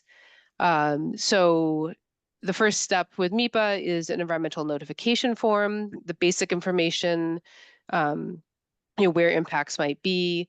And then that gets expanded to something more substantial, which is the environmental impact report, which really gets into the details. So obviously, we'll talk a little bit more about the ENF step and then the environmental impact report, or the EIR step. So once you get through that process and you have basically an approved EIR, that's used as the application for the interbasin transfer. Now, WRC, with the interbasin transfer, they're involved through this whole process. As far as the EIR, they have a whole scope that they want to see addressed in the EIR, in addition to what MIPA specifically looks for. So there's a lot of information that needs to be provided. You have to show that alternatives analysis. You have to show why this is the only option, what the impacts are as far as the cost impacts, the environmental impacts, all of those pieces. And then if you can get through the process, then you can start with the actual Interbasin Transfer Act approval process, which is a whole nother series of public meetings and input before you get to the endpoint with the WRC and approval of the Interbasin Transfer Act. Through all of this, as you move on to, once you have Interbasin Transfer Act approval, then you can move on to the MWA approval process, admission to the MWA. But, as obviously a lot of what we're talking about tonight is, you have to demonstrate to MWA that acceptance of admission, and this is from town meeting. So that's a really critical piece for MWA, is showing acceptance of admission by the community. And could I interrupt just for a second? Did I understand it correctly when you were saying that to get this interbasin transfer approval, there can't be any other alternatives? Now, we've already spoken about the Francis Street as an alternative, if more expensive solution. And we've also got the potential alternative that Dave has raised from the Ponzi property. Would they exclude ever getting an interbasin transfer approval or not? They wouldn't, because part of the criteria for evaluation, one of them is cost. So you do a cost analysis to show that it's basically cost prohibitive to go with those other options, that this is the best cost-effective option. You don't know that with the Ponzi property. Yep. You could drop a well right now and it could start supplying water. So please don't say that that third option is expensive when we don't even know anything about it. Yeah, and obviously I'm speaking to the two options that we've presented previously, and that would have been the alternatives analysis. But that is part of what going through this process is, that you have to document and illustrate all of those alternative analysis. And if something does come up, then that needs to be vetted and run through this process. Great. So another piece of it is there's the Enabling Act from MWRA, that basically the establishment of the MWRA, the community has to be added to that Enabling Act. Each community is labeled, by name. So that's a legislative process. Can take a long time. That often is done in parallel, but that legislation is written such that if for whatever reason it doesn't make it to the finish line, you don't end up joining MWRA. It's null and void. And then again, in the very end, you go through the process of, through the MWRA, the advisory board and the board of directors. They have all of their requirements as far as, joining the MWRA. Many of them overlap with what the WRC is looking for in basin transfer, especially when it comes to water conservation, things like that. And then this end piece, which is why we're here tonight, is that the MWRA must be a municipal entity to enter into the contract with the MWRA. So the town would enter into the water supply contract with the MWRA. Do you want to speak to this last piece at all, Adam? Yeah, well, I'll just add, right? I mean, I think probably should be underlined and in bold, right? It's sort of that last step, but ultimately the town, that water supply contract with MWRA would have a volume of water in it. And it is the town signing that contract. The town becomes the ultimate decider of how much water would be allowed through that MWRA connection. That is not necessarily true, because if the governing body of the 40Bs come in and says, we hereby demand that you supply water to this 40B project, they've done that already. And so if another one comes up right smack dab in the middle of town or anywhere along our beautiful scenic roads, they can mandate it. And Dover's say in our bylaws and regulations do not count. Yeah, and I'm not familiar with a mandate that you're talking about, but I think and Anne can probably talk to this, because Anne has worked on multiple of these agreements with other towns, right? That ultimately, if you can't just go ahead and increase volume in there because somebody wants it to be that way. You have to go back through this entire process that we're talking about, where it gets reviewed by Water Resources Commission, MEPA, et cetera. There's a lot of regulations around being able to move water resources across various municipal borders within the Commonwealth. So There is, then I think what we really need to understand is, has mass housing basically told Aquarian that they have to find a way to find the capacity to supply water for the pastures too? I don't know. I mean, I think as I don't know part of anything the- about that, so I don't know, As John. part of the permitting process, I know that one of the steps that occurred was the developer did approach Aquarian to ask if Aquarian had the capacity to supply water. I believe what initially occurred was that Aquarian said they do. And then another letter, and I haven't seen this letter, so I'm not sure if this actually exists, but there was another form of communication that in which Aquarian said they did not have the capacity right now to supply that water. However, Mass Housing said not having water wasn't sufficient reason to disallow the construction of a second apartment building. And, you know, clearly for us in the town of Dover, it's not that we don't want development. We have one water source, whether you're getting your water from Aquarian or whether you have a well in your backyard. We have one aquifer. And for us, it's a real threat, you know, to survival as a town.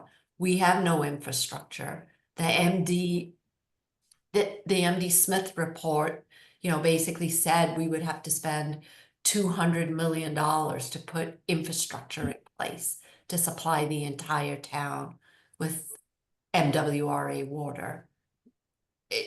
You know, so this is a real concern of the towns, and it's good. And these are the types of questions that are going to be asked at town meeting. And we're just trying to understand, you know, I completely understand from a business perspective why you're doing what you're doing. But to Dave's point, we need to make sure that all viable options are properly explored. And I should, first of all, regarding mass housing, this is the first I'm hearing anything about mass housing. No agency has said that we have to serve uh, any new development. I've read it with my own eyes. So I just want to, if I could step in, I think we're talking about the same thing in different ways.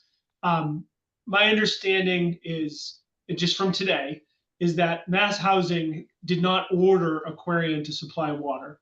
What they did say, though, is that for the town, not having sufficient water, the ZBA cannot deny a comprehensive permit based on that. So while I understand why we're relating them, they are two distinct things. You know, even if Aquarian didn't exist, what the state is saying is that a town ZBA cannot say we disapprove of 40B because you haven't yet proven where you're going to get the water from. That is not a reason to disallow the permit. It is different than ordering a water company to supply water. So again, I'm not suggesting they couldn't do that, you know, 10 years from now, but I just want to be clear. I learned today there is a distinction between that. So Aquarian has not received an order to provide water. However, the state has told the ZBA no water is not a sufficient reason to deny a permit. We can disagree or agree with that, but that's just, I think, what I learned today. I just wanted to share that. Yeah, and we're again, this mass housing, we have no knowledge of any communications. We're not involved in that. I'd also like to say, in terms of the business perspective, being completely sincere, what our goal is, we bought this system 3 years ago, real problems with water quality. It of course was causing a lot of stress on the community, on our customers. And we found a solution for the short term, required a fair number of projects and a fair number of investment to be able to serve the system with the Knollwood water, because up until we bought it, up until about a year and a half ago, we could only serve maybe a quarter of this, not even a quarter, maybe 15% of the system with the water from that better well field, Knollwood well field. But our goal here is to make sure that we can provide high quality water for the customers. That is absolutely sincere. You know, our first thought was, and we went through the preliminary design phases of for treatment at the Francis Street well field. And when we saw the cost there, of course, we were very, surprised by it, and we recognized that that cost ultimately affects water rates. And we are definitely obligated to make sure that we're looking at all the options. And that is when the interconnection option came up with Dedham Westwood. And then realizing that they were getting water from MWRA, MWRA got brought into the mix. But it is absolutely sincere that we are looking, the goal here is to be able to provide the town with high quality water. And unfortunately, the water from that Francis Street well field is not high quality. The only reason it is not affecting many customers now is because we just use a little bit each day to keep the well field active. I can tell you that we flushed the water mains about 3 weeks ago in the system, and around that well field, we can see that we are accumulating manganese in those water mains. So we still have a continuing problem with manganese, and we test the water from that well field. We know we still have a problem there. Um, so I know there's been reference to business perspective. Our perspective here is we need to provide people with high quality water. And that's what the goal is here at the most reasonable price that it can be supplied. Today was the first day I heard about this Ponzi site, and we'll have to come up with another name because that doesn't sound like I know, it sounds horrible. I'm not sure I want to be saying that. Option 3, how about that? Yeah, exactly. And now definitely in this discussion tonight is the first I'm hearing that it was actually given to the town with the intent for it to be looked at as a water supply. That's important because sometimes people, donate property and that's not the intent, and that can get in the way. Right. No, it was specifically to supply water. That was right in the gift to the town or grant to the town, whatever the right word is. So, again, I hope it works. I hope it's the lowest cost solution with a very little infrastructure and interruption, and that would allow the ratepayers to have the lowest possible water rates in this situation. So, if you guys put that on the list, I'd be grateful because we don't know. You could come back and say, nope, there's all kinds of nasty chemicals in that water and we can't use it. There's only one way to find out. Agreed. I mean, we also can't guarantee, and I think we even said this in the first meeting, that this gets passed at town meeting, which is why I understand that, your charter is to provide the best quality water. We just have to, again, I know I sound like a broken record. We just need to demonstrate to the town that we have done our diligence, that we vetted options, and these are the things we looked at. These are the pros and cons of them. And so these are the options on the table for you, town of Dover. And these are the costs associated with all of them. Yeah, completely understood. And the residents of town, they deserve that level of effort to see that all options were looked at. So we're Right, and it's definitely aligned on even that. trickier for us because if you supplied the entire town with water, then the cost gets spread across the entire town, right? But it's just 1/3 of the town or the 600 homes that you supply water to, that's who's gonna bear the brunt of this cost. But then there are gonna be other people coming to town meeting who are gonna be concerned about the unintended consequences of potentially connecting to the MWRA. So this is not gonna be easy for the town, because you have two distinct groups that you're trying to appease. So we really need to make sure that we've dotted every I, crossed every T, looked at every option. I mean, maybe there's somebody else with a large parcel of land that after they listen to this, or they say, well, you can try my land for a well field as well. Who knows? I think, Robin, the good news in this is, and actually, let me flip forward here. In terms of, Yeah, I had a little gripe. I couldn't read the slide, even if I made it bigger. There's fuzzy. Yeah, I know it's part of the artifact of squeezing it onto a PowerPoint and all the steps in there.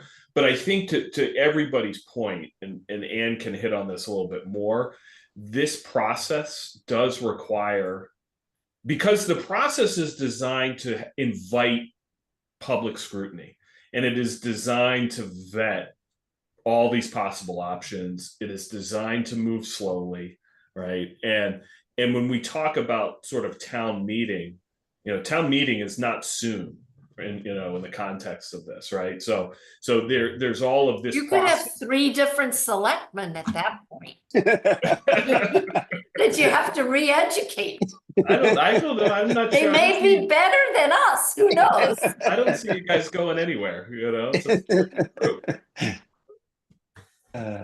so yeah, and I don't know. Do you want to hit any highlights on this schedule, since it's not that? Yeah, I mean, as you said, there's multiple, I know this is hard to read, and I always, I joke about this one. It's really just to illustrate how many different steps there are, how long it takes to get through all of them. Many of these are like set timeframes for public input. So some of them are completely immovable, and some of them are, you can only compress so much. So it takes, at least 2 years to get through it. And we really are just at the very beginning. And all those different times for input, and I talked about this a little bit on the previous slide, it's not just public input, it's all these different state groups that provide input, Fish and Wildlife, like all different types, DEP, they all have their scrutiny and their environmental scrutiny that they look at it to make sure that this is, the best option. So really, at this first step of the filing of the ENF, it's not committing to anything. It's just trying to start the process, and having the opportunity for input, because there's a lot of steps and a lot of times that somebody else could put something in there and say, we need more information on this before you can move forward.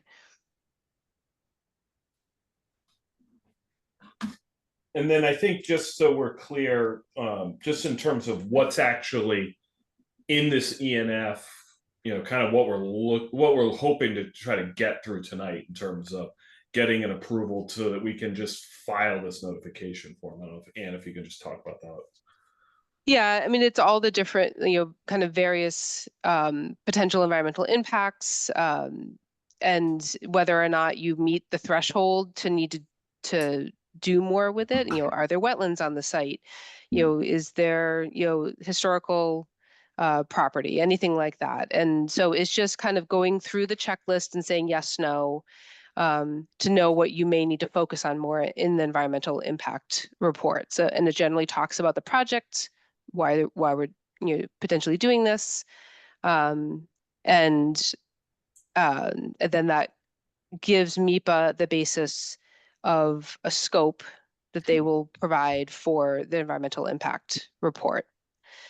So at this phase, we're looking to submit by June 2nd, and then it'll be published on June 11th in the MIPA's environmental monitor. And then it opens it up to a comment period, which closes on July 1st. And then the decision would come out by July 11th, which would include that scope for the environmental impact report. And we're looking at a filing date in October for that environmental impact report. And then going through the, again, the comment period with an environmental impact report, that draft environmental impact report, they come back with a list of things that need a little more information on. And that's the final environmental impact report, which just addresses those questions. And we'd be looking for a filing date in May of next year for that final step in the MIPA process, which again is only step 1 before the WRC, Innovation Transfer Act process, and before the MWA admission process. Yeah, and then I just think, lastly, we were kind of summarizing up. So I think you hit most of this. Yeah. Yeah, and so, yeah, talked a bit about the thresholds and other groups, and, agencies that may need to weigh in on it. And we talk a little bit about, the term of, proponent. We talked about before, MWA does, in their enabling legislation, it has to be a body politic, a municipality to be the proponent. for consistency, in the MEPA process, it's not always a municipality filing, but really for consistency, that's what we're looking for here, is starting the process with Dover as a signatory, along with Aquarian. So, and yeah, closing out with the bullet just is really the preliminary step, and it does not commit the town to continuing with the process at any point. But I think to everybody's point, right? We want to options are everybody's best friend at this point. We want to keep this option open, while we've got the other solution, and then the other land piece. I'm going to avoid the Ponzi name, but yeah. Option 3. Option 3. Yeah. So Mike, have we had legal counsel take a look at this agreement and can they Yep. confirm that signing this doesn't obligate the town in any shape or form? Rather, it just allows us to keep option 1 alive. See, I'm Yeah, going with the options now. Yeah, so we confirm with council, this is just the standard form, it's a state form. She had no concern signing it. I will perhaps ask you if you choose to support this, I'll ask your vote just to authorize me to sign it, contingent on town council verifying it is not binding. All right, so there's been a lot of conversation here. It's late. So my question to Cam and Dave is, do you want to have more discussion on this? Do you feel as though at this point you're comfortable voting on it? There is the deadline of June 2nd, but we could quite easily just set up a meeting for next week just to deal with this particular issue. My feeling is Yeah. that if we aren't obligating ourselves at all to do anything, it might be just simpler for us to approve this now and then consider what the alternatives might be. So I feel the same way as you. I just think it's keeping option 1 open, which Mhm. when we go to town meeting, we have to present all the options to the town. Right. Because the Right. town has to vote on any and all options that are available. And maybe even by the time you get through this process, there's an option 4. That's the best option. I mean, who knows?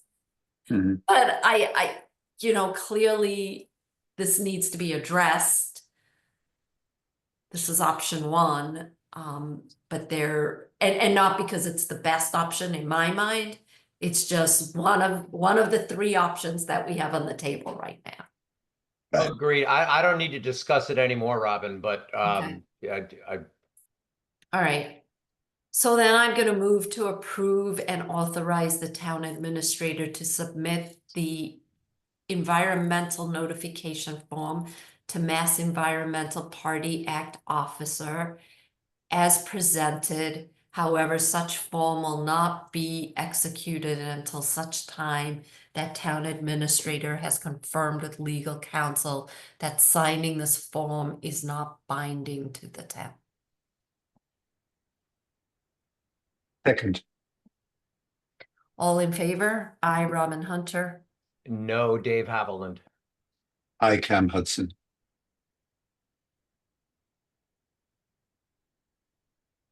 Okay. Well, Thank thank you. And I think what we ask here is because we do want option 3 to be a viable option. Mhm. So how do we make sure that we begin to explore that option? Will somebody from Aquarian, should we reach out to Aquarian Yeah, I think John just texted me. He lost power at his house, Okay. and so he got booted off of the meeting, unfortunately.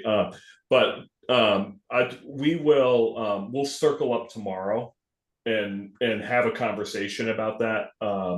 And yeah, I think either John or myself will circle back with the town and let's figure out how to absolutely get option 3 On the vetted table. as quickly as possible and come back to you with, because I think where we're headed on this is we're going to be sort of locked at the hip solving this problem together.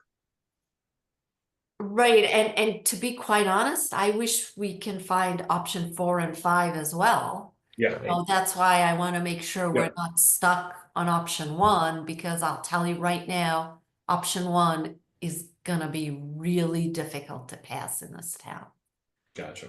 But No. I believe, unfortunately, you have to explore it. I mean, you have to explore every option that's out there. All right. Well, I think we should probably let you guys get on with the rest of your meeting at this Oh point. no, we would love to be here till midnight. Thank you again, everybody, and we'll be in touch very soon. All right, Great. thanks. Have a great Thank day. you. Have a good Thank night. you. All right, I'm moving, not fast, but moving along. Along, yes, to agenda number 2, packet Yes, number 2. exactly. Right, which I somehow lost. Oh, here it is. It's on my other screen. That's the problem. All right. So now we're on item 1.6. This should be quick. So this is a proclamation of National Public Works Day. Yeah, so just briefly, and Kevin McCabe is on vacation this week. Bob Tosi was here earlier to fill in. He texted me, he got called out for downed trees with the weather, so he had to hop off the call. So Well, I thought he was alleging a power loss as well. no. No, his house is flooded. So I guess I haven't been out recently, but I guess it's bad. Trees are coming down. So, but yeah, just very briefly, for the public's benefit, National Public Works Week has been celebrated this week. I think it's the 3rd week in May since I believe 1960. This year's theme for Public Works Week is people, purpose, and presence. And I'll just read this. It highlights 3 cornerstone ideals that motivate public works professionals to serve in their communities every day. Meeting the needs of people is what gives public works its sense of purpose. Many times, public work professionals will never meet those whose lives have been impacted, because when things are going right, no one knows that public works is there.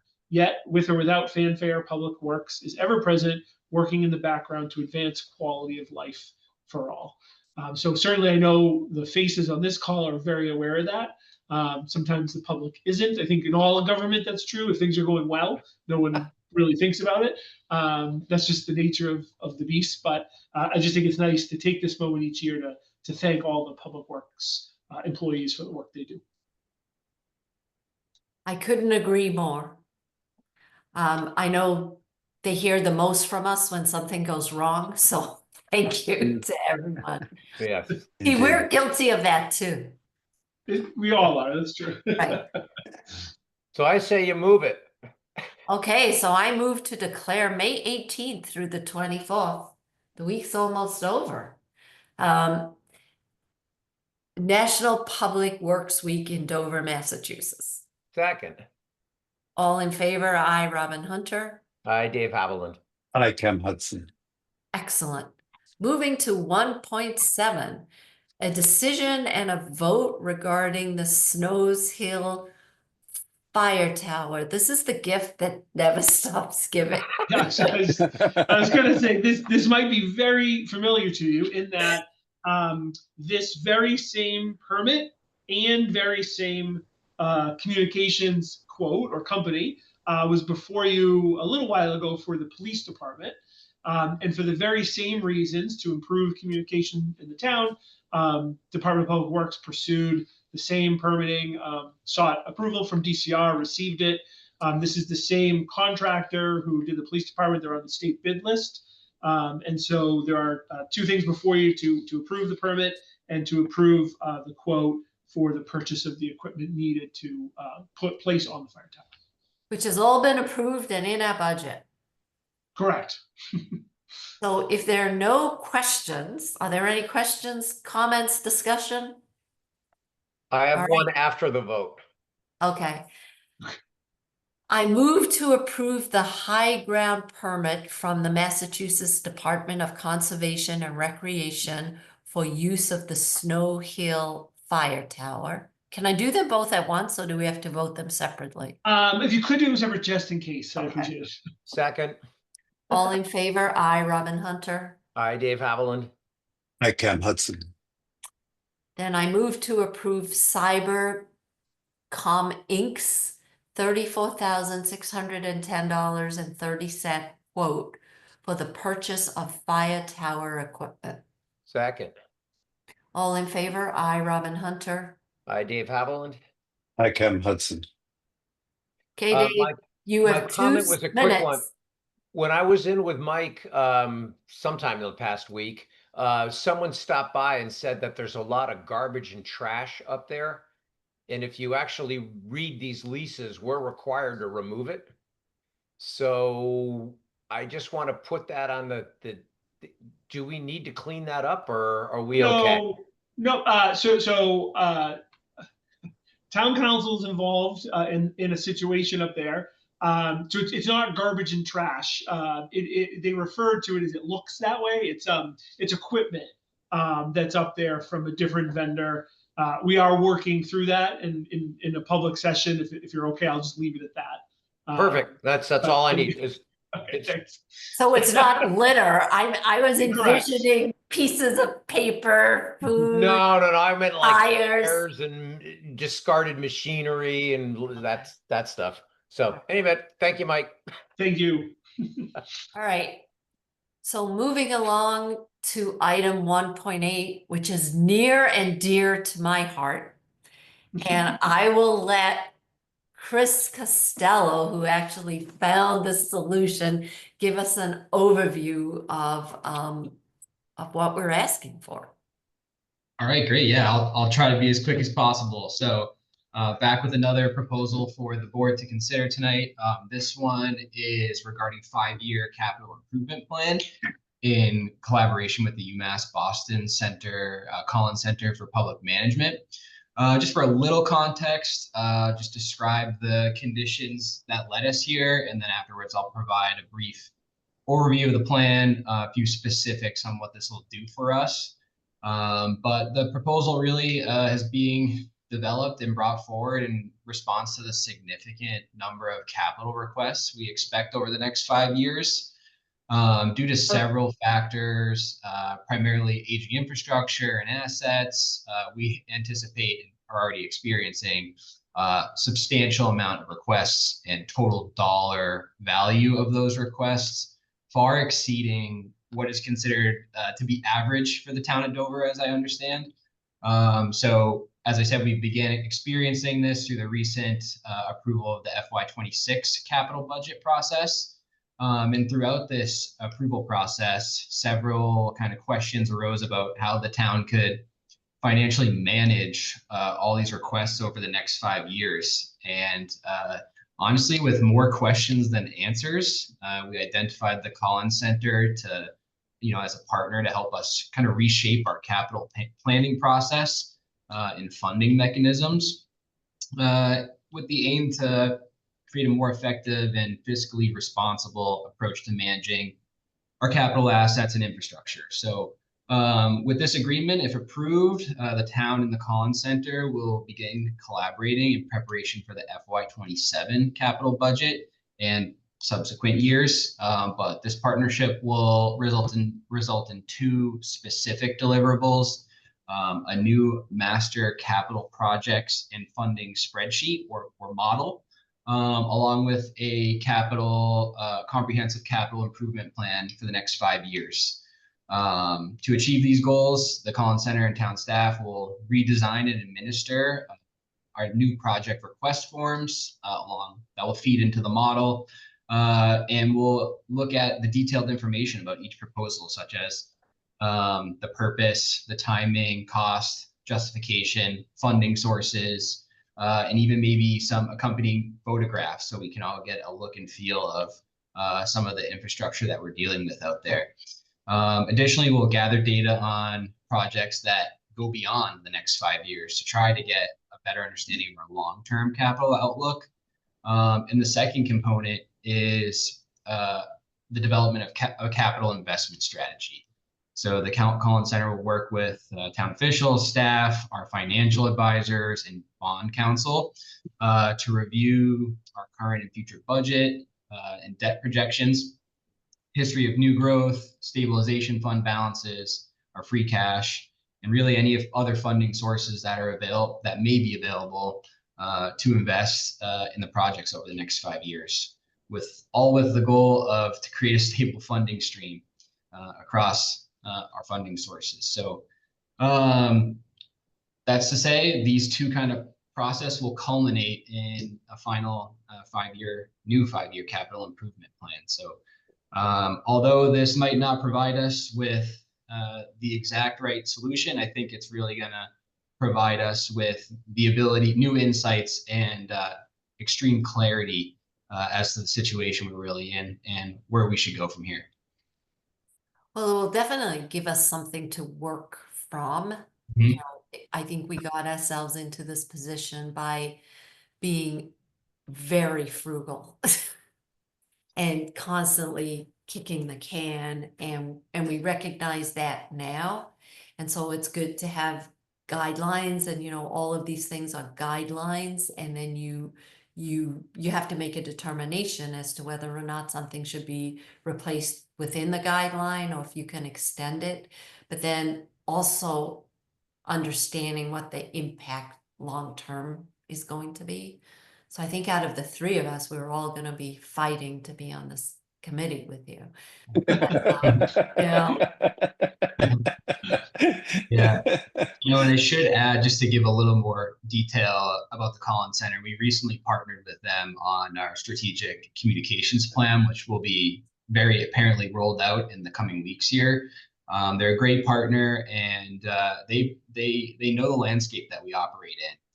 If we were to join for this plan, I think they're going to be working with 8 other communities that are in all different kinds of situations. So they have a lot of conventional wisdom and knowledge about the trends out there, and they might have some insights on how we can approach our projects differently to support our goals. So I'm excited to just really have potentially have a lot of extra capacity to help us really break down our projects that we have lined up. Chris, I only have one quick question. Mm-hmm. The model that is going to be delivered, is it something that we can then update and perpetuate as new projects come forward? So is it a model that can be, is it one and done, or do we get to extend its life? Great question. It's something I totally forgot to mention at the end of my spiel, but yeah, it's our asset after, it's our tool. And the insights that we learn about redesigning the process, that's the model for us going forward. So it's our asset, it's our tool, and we'll definitely be using it for future beyond 5 years. That's fantastic. Thank you. All right, so with that, I'm going to move to approve the professional service agreement between the town of Dover and the University of Massachusetts Collins Center related to a 5-year capital improvement plan. I would add the word process, but with or without, I'll second it. all right, all in favor? I, Robin Hunter. I, Dave Haviland. I, Cam Hudson. All right, and we're going to have to duke it out to be on this committee with Chris. And that's thumb wrestling. Yeah.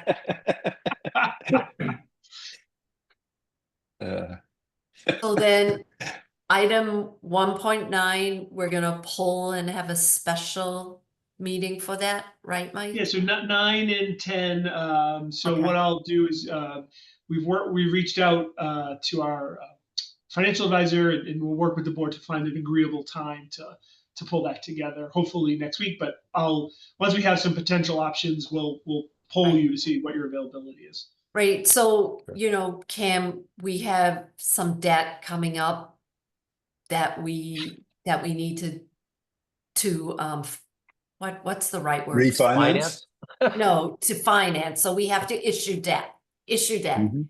And the question came up, what should the term be? What's appropriate? And so we thought it would be better just to have a dedicated meeting with our bond advisors, perhaps even have Joanna, new treasurer, part of the group, just to see what other towns do, understand what our options are. Certainly this Collins Center, the outcome is going to play into that. So one of the considerations would also be, do we put a temporary bond in place while we await the outcome? So I think I spoke to Mike and Dave spoke to Mike, and we just feel that we should have a dedicated meeting for this rather than try and making a decision tonight.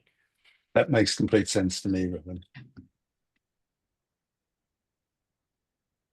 All right, Mike, I think you're up, right? Unless Yes. Yeah. Yep, I'm up next. So before you in your packet, and I know at least Robin and Dave, you've seen this previously before Cam came on board, is a proposal from me to transition the townhouse office hours to a 4-day schedule. Two real reasons for that. So one is to help address ongoing challenges, which we're all well aware with employee recruitment and retention. And also to provide greater flexibility and easier access, particularly for working residents. So the proposal that I've made that's before you is to consider closing the townhouse on Fridays. Under this new schedule, townhouse employees would continue to work the same number of hours each week in a condensed 4-day time frame, but we would open a half hour early each day, and then we'd extend our office hours to 7 p.m. one night a week. So right now we're open 9 to 5 Monday through Thursday, and 9 to 1 on Friday. So we're open the building's open 36 hours. What we would do is take the 4 hours from Friday, open a half hour early each day at 8:30. So that gets 2 of the 4 hours. And then we would add 2 hours on Tuesday. So we'd be open till 7 o'clock instead of 5 o'clock. As you're probably aware, if you've been in the townhouse on Friday, the foot traffic is extremely light. Many offices, in fact, now more public-facing offices than not are closed already on Fridays. So that's the Planning Board, Board of Health, Conservation Commission, assessors, and the building department. So we already have very limited staff in the building. And while we don't have a lot of traffic, it does cause some confusion for people when they come in or the building on a Friday, they walk in and not all offices are open. So we thought that having some more consistent days would help eliminate some of that confusion. And then again, opening earlier and late, we really think would provide some greater flexibility for residents, better service to the community, and for people to have easier access who work during the traditional working hours. How I'm currently proposing this, and happy to answer any questions or open up for discussion, is to ease the transition, kind of do it in a 2-phase trial. The first phase would be over the summer. And my suggestion, and obviously if you feel differently, please let me know, but was to align it with the week school gets out, because it's kind of when summer officially starts here in Dover. So that's the week of June 16th, and running it through the last week of August, which is right before Labor Day. So August 25th, that Monday, that week. And then the second phase would pick up that following first week of September and run through the end of the calendar year. So the first phase, I think realistically, it's going to probably work great over the summer, just because if there's already light foot traffic on Fridays, there's almost no one here on Fridays in the summer. So I don't think that's a fair test of how it works, because I know I feel pretty confident it will work. So that's why the second phase, I'm suggesting doing it in the fall through the end of the calendar year, to really, when people are back in town, and try to understand the impact in residents. If there is a benefit to that late night, in the slightly earlier opening, or if the feedback is no, we really feel like you should be open for those 4 hours on Friday. Right. I mean, that sounds questions. perfect. That sounds perfectly reasonable to me. Sorry, Mike, for interrupting. No, thank you. One question: why did you decide Tuesday evening for the elongated evening and not any other day? So and the great second one, question. Okay, well, go ahead. Sorry, I didn't mean to interrupt you. I'll answer that if you want. So we originally thought not Mondays because the majority of holidays fall on Mondays, so we didn't think that was a good night. We also felt, particularly for our office, Thursdays weren't a great night because we meet these days. So we'd be in a meeting and not available to the public as much. And then it could have been a coin flip, Tuesday or Wednesday, and we went with Tuesday. So there was no particular rhyme or reason of those 2 days, but Monday and Thursday, we did rule out those as options. To let No, that's Cam fair and enough. Robin know, I went through and came up with every possible reason that people could say no to this. And Mike went through that list like a hot knife through butter and addressed literally every conceivable thing I could come up with. So to me, this really makes sense. And it also is going to have that ancillary benefit that we're all looking for, is attracting and keeping good employees. So yeah.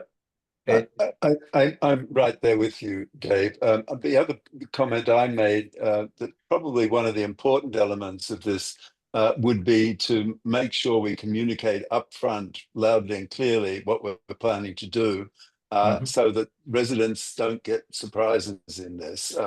I think that's the fundamental issue. I think there's no particular necessity to be open on Fridays, as far as I can see, but we shouldn't be giving residents surprises.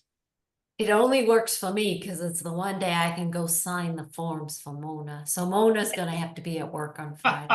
Oh. Hey, Mona.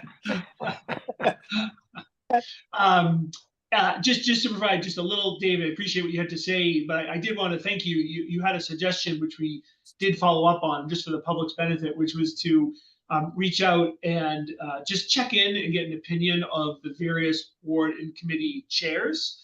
And we did do that. We didn't hear back from everyone, but everyone we did hear back from was supportive of the proposal, and that included chairs of the warrant committee, planning board, zoning board of appeals, board of assessors, board of health, sustainability committee, and cultural council. And then the operating hours of the townhouse are actually within our personnel rules and regulations. So the personnel board would need to weigh in. So we did see them on May 13th. I don't know if that was last week or not. And they voted unanimously to support this proposal and this recommendation to you. Excellent. Thank you for following up, Mike. I even forgot my own suggestion. Right. If I may address Cam's note as well. I mean, in terms of public communication, we'll be planning on, if approved, a robust outreach. All channels blast, press release, all associated materials, with frequency leading up to the actual change in date. So hopefully, we'll try to cut down on as many surprises as we can. Excellent. And I would definitely advertise that Tuesday nights are open till 7, because I think that will be really helpful to people that work. Yeah. Oh, maybe I can come on Tuesday nights and sign there. I'll just have to change my schedule. I really like that it's a phased approach, because I completely agree with you. It's going to work over the summer, and then we'll see. And the one thing we know for certain, if it's not working for the town, we'll hear about it. Yeah. Right. The only other issue is, what are you going to do with COA in the basement for the summer before they make their move across the street? Yeah, great question. So COA will with the move to the community center, will stay at 5 days per week. However, we're working through what they'll do while they're in the building temporarily before that move. So it may be they do a programming. So it may be that they are physically here in the office for the programming, but not open to the public. We're still going to work that little transition through with them. Yeah, it's a very great short. question. Yeah, it should be. We're hoping it's very short. Yes. It better be. Yeah, right. All right, so I'm gonna move to approve a 4-day, I almost said a 4-hour, a 4-day schedule for the townhouse offices on a 2-phase trial basis beginning the week of June 16th as presented by the town administrator. Second. All in favor? Aye, Robin Hunter. Hi, Dave Haviland. I Cam Hudson. Okay, excellent. Thank you. Item 1.12, this is just our summer meeting schedule. Mm-hmm. Yeah, so your predetermined schedule ends with this the meeting next week, next Thursday. So you have nothing scheduled right now over the summer. Mona and I went through the calendar. We worked hard to identify any holidays, religious observances, and we think we found a good set of dates.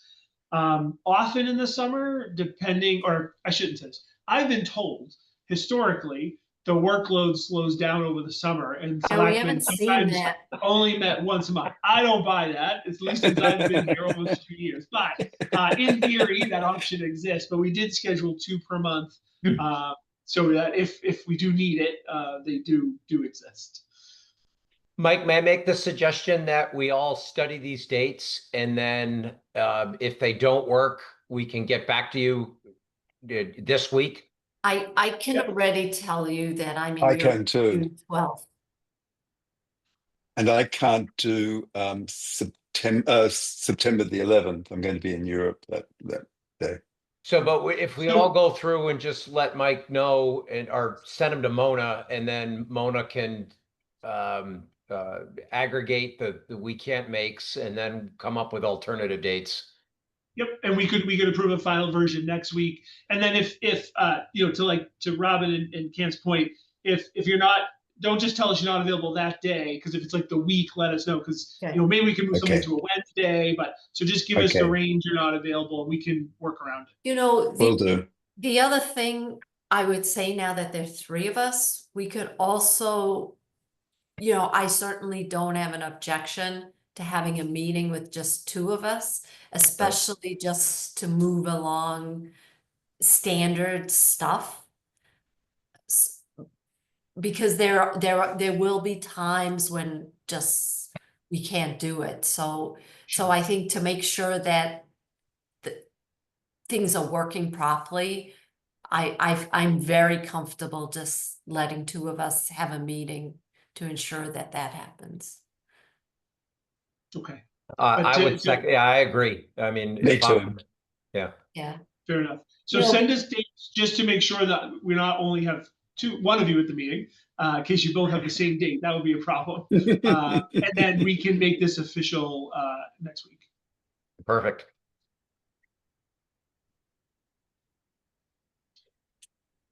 All right. And boy, it is raining really hard. Yeah. Yeah. Mike. And the winds are supposed to get up to 75 miles an hour in gusts tonight. So Wow. we need to be concerned. Yeah. Maybe our generator will kick in. All right, next, Mike, you're the next item. Yeah. So I'll just be really brief again, especially since we're Much meeting next week. appreciated. But we hit. I like to just say we hit on some of these tonight, which I think is great. Chris mentioned the communications plan, which is wrapped up, and he's ready to present that. I forget the date right now, but we're about to kick off our online permitting implementation. So that's coming to fruition, which is exciting. And we, talked about aggregation today. So I, like you, was also disappointed in the time frame, but I felt better understanding that communities just a couple of years ago were taking years. This is the fast track. Yeah, unfortunately, this is the fast track. So I really don't have much to add beyond that. We hit on water tonight, which was another goal. So a lot of moving pieces with our goals and objectives. All right. So the next item is just Board of Selectmen updates. And I was looking at the May 29th meeting, and I think it has the potential to be another really long meeting like this one. So maybe we could just look at the agenda, because there are a lot of committees presenting. Spread it out a bit. Yeah, that's what I'm thinking. But Mike, maybe you and I can just try to figure out timing, because I want to make sure that everybody gets time to present. Like the planning board has done a lot of work on the MBTA Communities Act, so I want to give them time. The Sustainability Committee, they've done a lot of work. I think they want to present an expanded sort of mission. Yep. So I want to, an open space again, same thing. So I just want to make sure that everybody really has the opportunity to showcase. Just seems like a lot. It does. No, I don't disagree. And, I think part of it is Mona's worked all year to encourage boards to come and present. I think, unfortunately, through no fault of ours, Everybody's due May 29th. right. Everyone, Available that's on the the day. 29th. They're trying to get it in before the summer. So, but I'm happy to talk through what things we might be able to Right. to tweak Right. or move. Right. That's so funny. Then quickly, town updates. So one thing, and I'm gonna pass the buck to you, is it was hard for me to figure out if at the drought management meeting that happened on May 13th, if Dover is still in a drought or not. Because it seemed like all of Norfolk County was still in, not a drought, but drier than normal. But I Sure. couldn't find an interactive map that I once found, and I couldn't pinpoint where Dover is.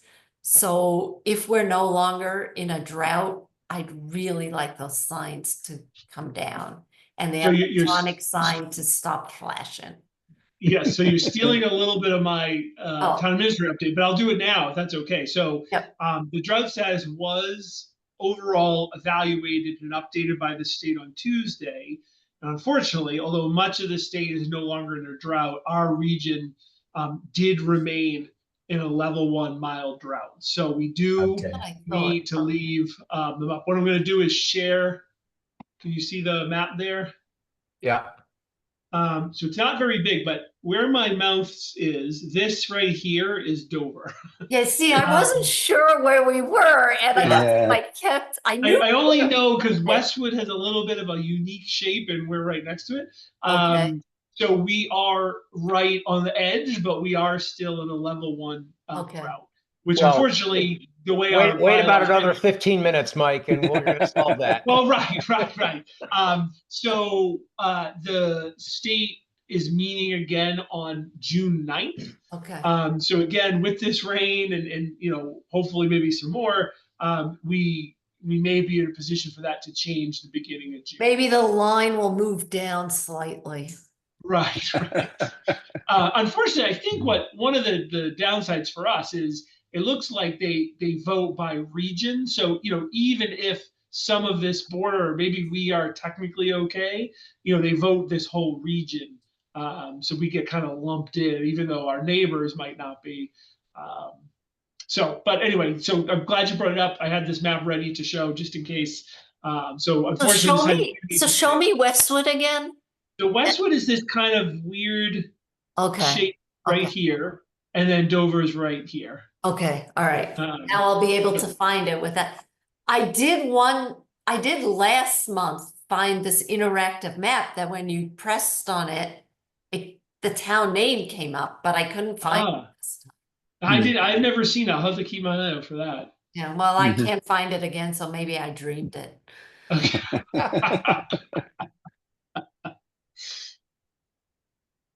So that is my only update.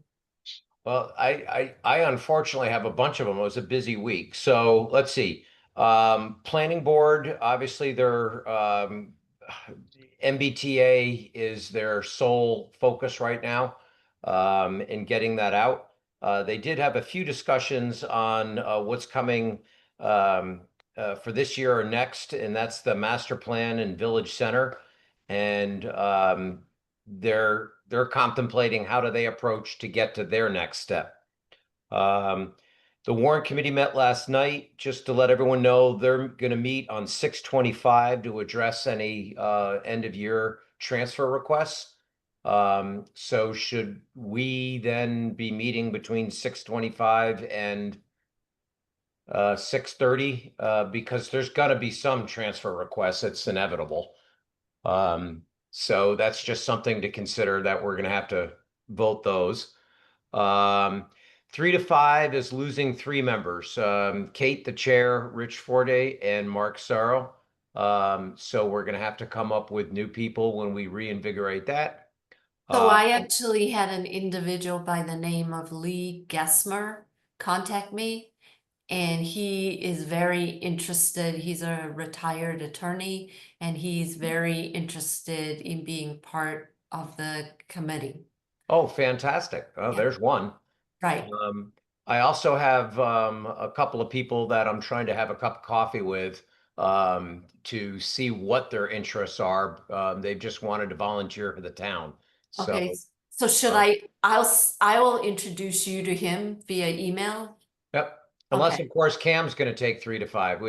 Well, that's the other thing. I don't know, so I don't want to lose this guy, a Right. volunteer. I don't want to lose a volunteer. Oh, absolutely. Volunteer Once you get them on, coffee man, with you. reel Right, them in. right. Right. And so when are we going to agree upon the new split of liaison next meeting. assignments? Okay. Yeah, so in your packet for tonight, we had a list. I think it was in Yeah. a section of the It reorg was divided what up we- between Robin and Dave. Yeah, yeah. I saw that one. So what we would ask is if you could all take a look at those assignments. I think for Robin and Dave, is there anything that you may want to give up?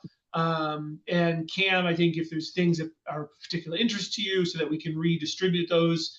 And then our next meeting, we thought you could take those votes and make those assignments. And the 3 to 5's there. I'm trying to think if there's anything else that we need to put on here. Yeah, if you know there's Fire anything Board that's of missing, or Engineers, the fire chief search. And Yep. and there's gonna be the school, the teacher's contract. Yeah, that's on that page as unassigned. So The sidewalk committee unassigned. yeah, exactly. No, but the teacher's contract is coming up too. Oh, so that's a new one that needs to get put on. Right. And the sidewalk committee, is this the Chickering School thing, or do we Yeah. have to Yes. add that one as well? Okay. Yes. So this is just taking a holistic approach. And you know, Yes. what we're thinking is the Right. chief will be part of it, Kevin will be part of it, some members of the community, you know, Warrant, just look at it holistically once and for Yeah. all. Great idea. Absolutely. And then hopefully the community center building committee will be going away, but that might be way optimistic on my part. I don't know.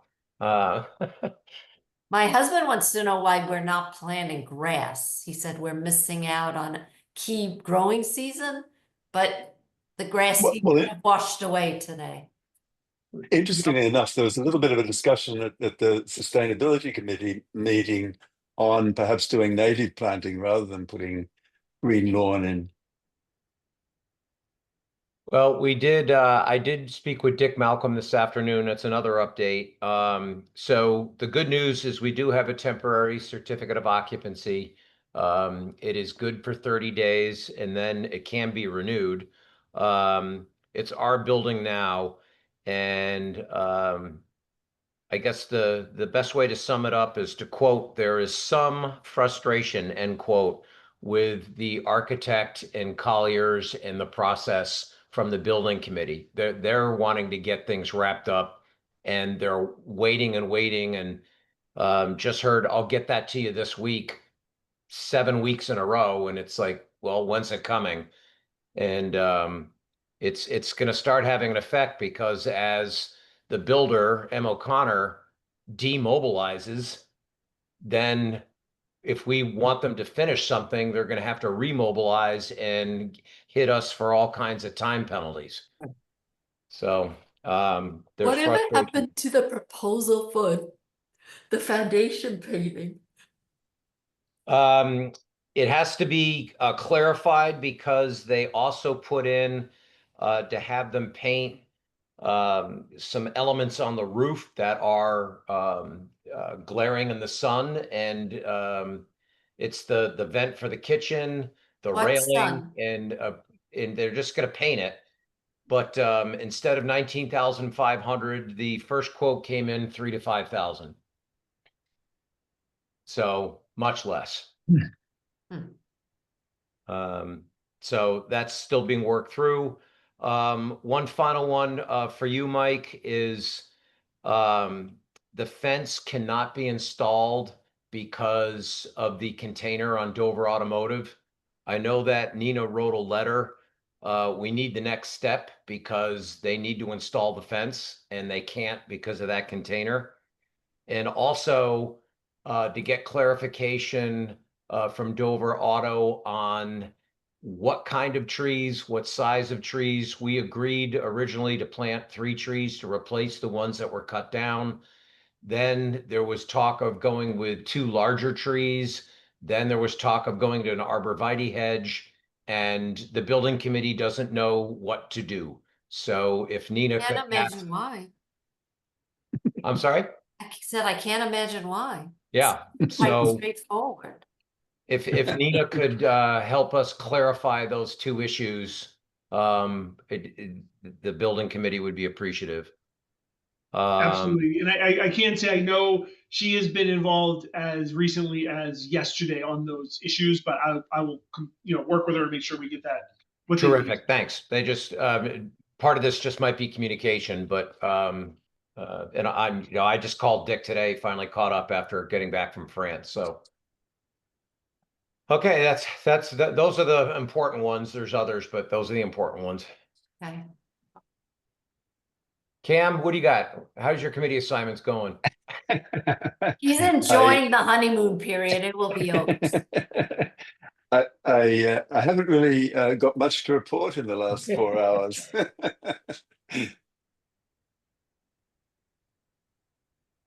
Okay, Mike, you're next.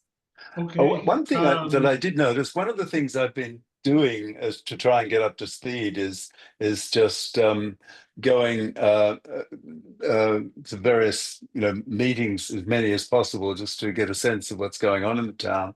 But the other thing I've been doing is going through the website to sort of understand how it's currently structured. I did notice a couple of things. And one I thought you guys might be interested in. The town structure chart is on the website, dates back to 2010. It might make sense for us to update that sometime. I'm not exactly sure who would be responsible for it, but I think it probably makes sense for us to take another look at that and get rid of defunct committees and new organizations. DPW, for example, is not listed there, and it might help us get a better sense of the town. No, that's us, and I agree that certainly should be updated. So we'll keep that on the list and try to get that updated. I think that's. We'll try to avoid drama so you guys can actually focus on. Yeah, right. But we can't guarantee. We might even create a few of our own. Exactly. I only had one other thing that we hadn't touched base on. It was the drought, the committee assignments, and then I know we'll meet next week, but just to give a little advance notice for the community, Dover's Memorial Day ceremony is on Friday, May 30th at 6 p.m. We don't celebrate on the calendar, national calendar observation of Memorial Day. This is actually the official day that Memorial Day was originally celebrated, and Dover maintains that tradition. So the ceremony will begin at 6 outside of the townhouse. Then a parade will form, makes a stop at the monument on Dedham Street, goes across into the cemetery, comes back to the townhouse for a concluding ceremony, and then the Legion hosts a townwide cookout for all residents. So just wanted to make sure people were aware of that. And that's all. Last year, Right. Mike was the first town administrator to ever attend. They were very honored. The selectmen attend, and we march in the parade, so wear comfortable shoes. That's right. Let's hope the nor'easter has passed by then. Yes. Oh, it's inside then, and that is, you want nice weather, trust me. Yeah, It was right. beautiful last year. Yeah, it was really nice. And I actually, my son who's living in Australia is coming to visit us next week, and so I've roped him in to join the Memorial Day session. He used to attend it as a Boy Scout, so he was quite enthusiastic at the idea of seeing what it's like from an adult perspective. It's neat, awesome. actually. I Great. like that. Yeah. All right, you want to go through the consent agenda? I do, but I lost my place. Oh, because I'm on agenda 1. No wonder I'm confused here. All right. So the consent agenda consists of the following. Approve agreement between Dover and the Commonwealth of Massachusetts Department of Environmental Protection, Electric Vehicle Incentive Program, and the expenditure and acceptance of a $7,500 grant to purchase 1 electric vehicle. Approve expense and expenditure of Massachusetts Cultural Council fiscal year 25 $5,700 grant to the Dover Cultural Council. Approve Minuteman's Vocational Technical School District's appropriation of excess and deficiency funds. Approve 3 Squares New England's 14th annual bicycle ride for Food Through Dover on Sunday, October 5th, 2025. Approved by Chief Vinci, Mark Galoni, and Kevin McCabe. Approve 2025 special 1-day liquor licenses for May 11th, 15th, 17th, 31, June 1st, 2nd, 6th, 2 on the 6th, 1 on the 7th, 1 on the 8th, 1 on the 9th, 1 on the 10th, 1 on the 13th, 1 on the 14th, 1 on the 20th, 1 on the 21st, and 1 on the 22nd. And then the last 2 on September 5th and 7th. Boy, that's a busy month. Lots of partying. Lots of weddings, I think. Approve, or graduation parties. Approve the Board of Selectmen open session meeting minutes for March 21st, 24 and April 4th, 2024. Robin, if you don't mind, before you vote, I appreciate Cam's reaction to the grant. I just wanted to thank Kevin McCabe. So Kevin, heard very clearly during the capital process that there's a real desire to start to move towards electric vehicles. There was an opportunity with our new full-time engineer that was approved at town meeting Kevin found this opportunity for a grant to purchase a vehicle. They're looking with some available funds that they have in using this grant to purchase a Ford Lightning pickup truck for the engineer as they do their site visits throughout the town. And we thought it's a really great first test case of a vehicle that, again, it's not used for plowing. It's not a take-home vehicle, so it would stay here, charge overnight, and then see how that works and perhaps look to expand the use throughout the town. So I just wanted to, I appreciate your reaction. I thought the same thing. So this is great. And just appreciate Kevin's effort to do that based on the feedback he heard from the capital process. He is phenomenal at grant writing. Sorry, go ahead, Dad. Oh, I was just going to say, he is phenomenal at grant writing. Yeah. Yes, he is. Yep. One other aspect of getting a Ford Lightning is that they have the capacity for so-called bidirectional charging. And it might be an interesting proposition for Kevin to set up a connection so that you could plug that in during an emergency at, I don't know which location would be the smartest, maybe for the police station or the fire department or the DPW. Right here in because my house. that has enough battery capacity to support a conventional house for about 2 weeks. And so it could make a difference in an emergency. Oh, that's That's a great fascinating. That's idea. great. That's great. I also want to commend Minuteman. I was jealous on how large their capital stabilization fund was, and I wanted to commend them for being so proactive using excess and deficiency funds to really think about planning for the future. You know, I hope envy. someday we are going to be in the same position where we're going to be building our capital stabilization fund and not running at a deficit. So with that, I'm going to move to approve the consent agenda as presented. Second. Now, one question perhaps before we proceed. I wasn't at those meetings formally. So the Board of Selectmen minutes, can I just approve them as written? I don't need to have actually attended to support them, to approve them? Correct. Yeah, great question. Gets asked a lot. You do not need to recuse yourself. It's not attesting to I was there and these are accurate. It's just simply accepting them. Yeah. I asked the same question last year, Cam. No. There's often a debate. I mean, it's been an interminable discussion at Warrant Committee, and we say, "Oh, we think this is right," and just keep moving. I kept my mouth shut. You can vote? All right. Oh yeah. Robin Hunter. Did somebody Dave second Pavlik. it? Yeah. Okay. Yeah, I seconded. Okay. I Cam Hudson. All All right. right. So with that, and wow, I'm losing my touch. All right. This was a tough agenda. Yeah, you guys, Mona, you're killing me. She's sleeping. No, I'm sorry, Robin. This is why I looked at the May 29th agenda and I was just like, I'm not rolling over for this one. I'm gonna say we need to cut it down.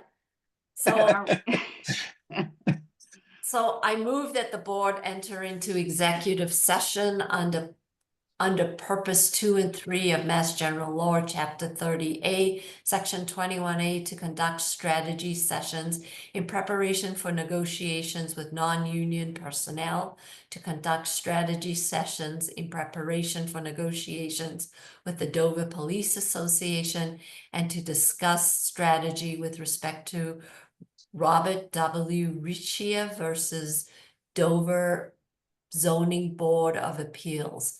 Further, as chair, I declare that an open meeting discussion may have a detrimental effect on the negotiating position of the town.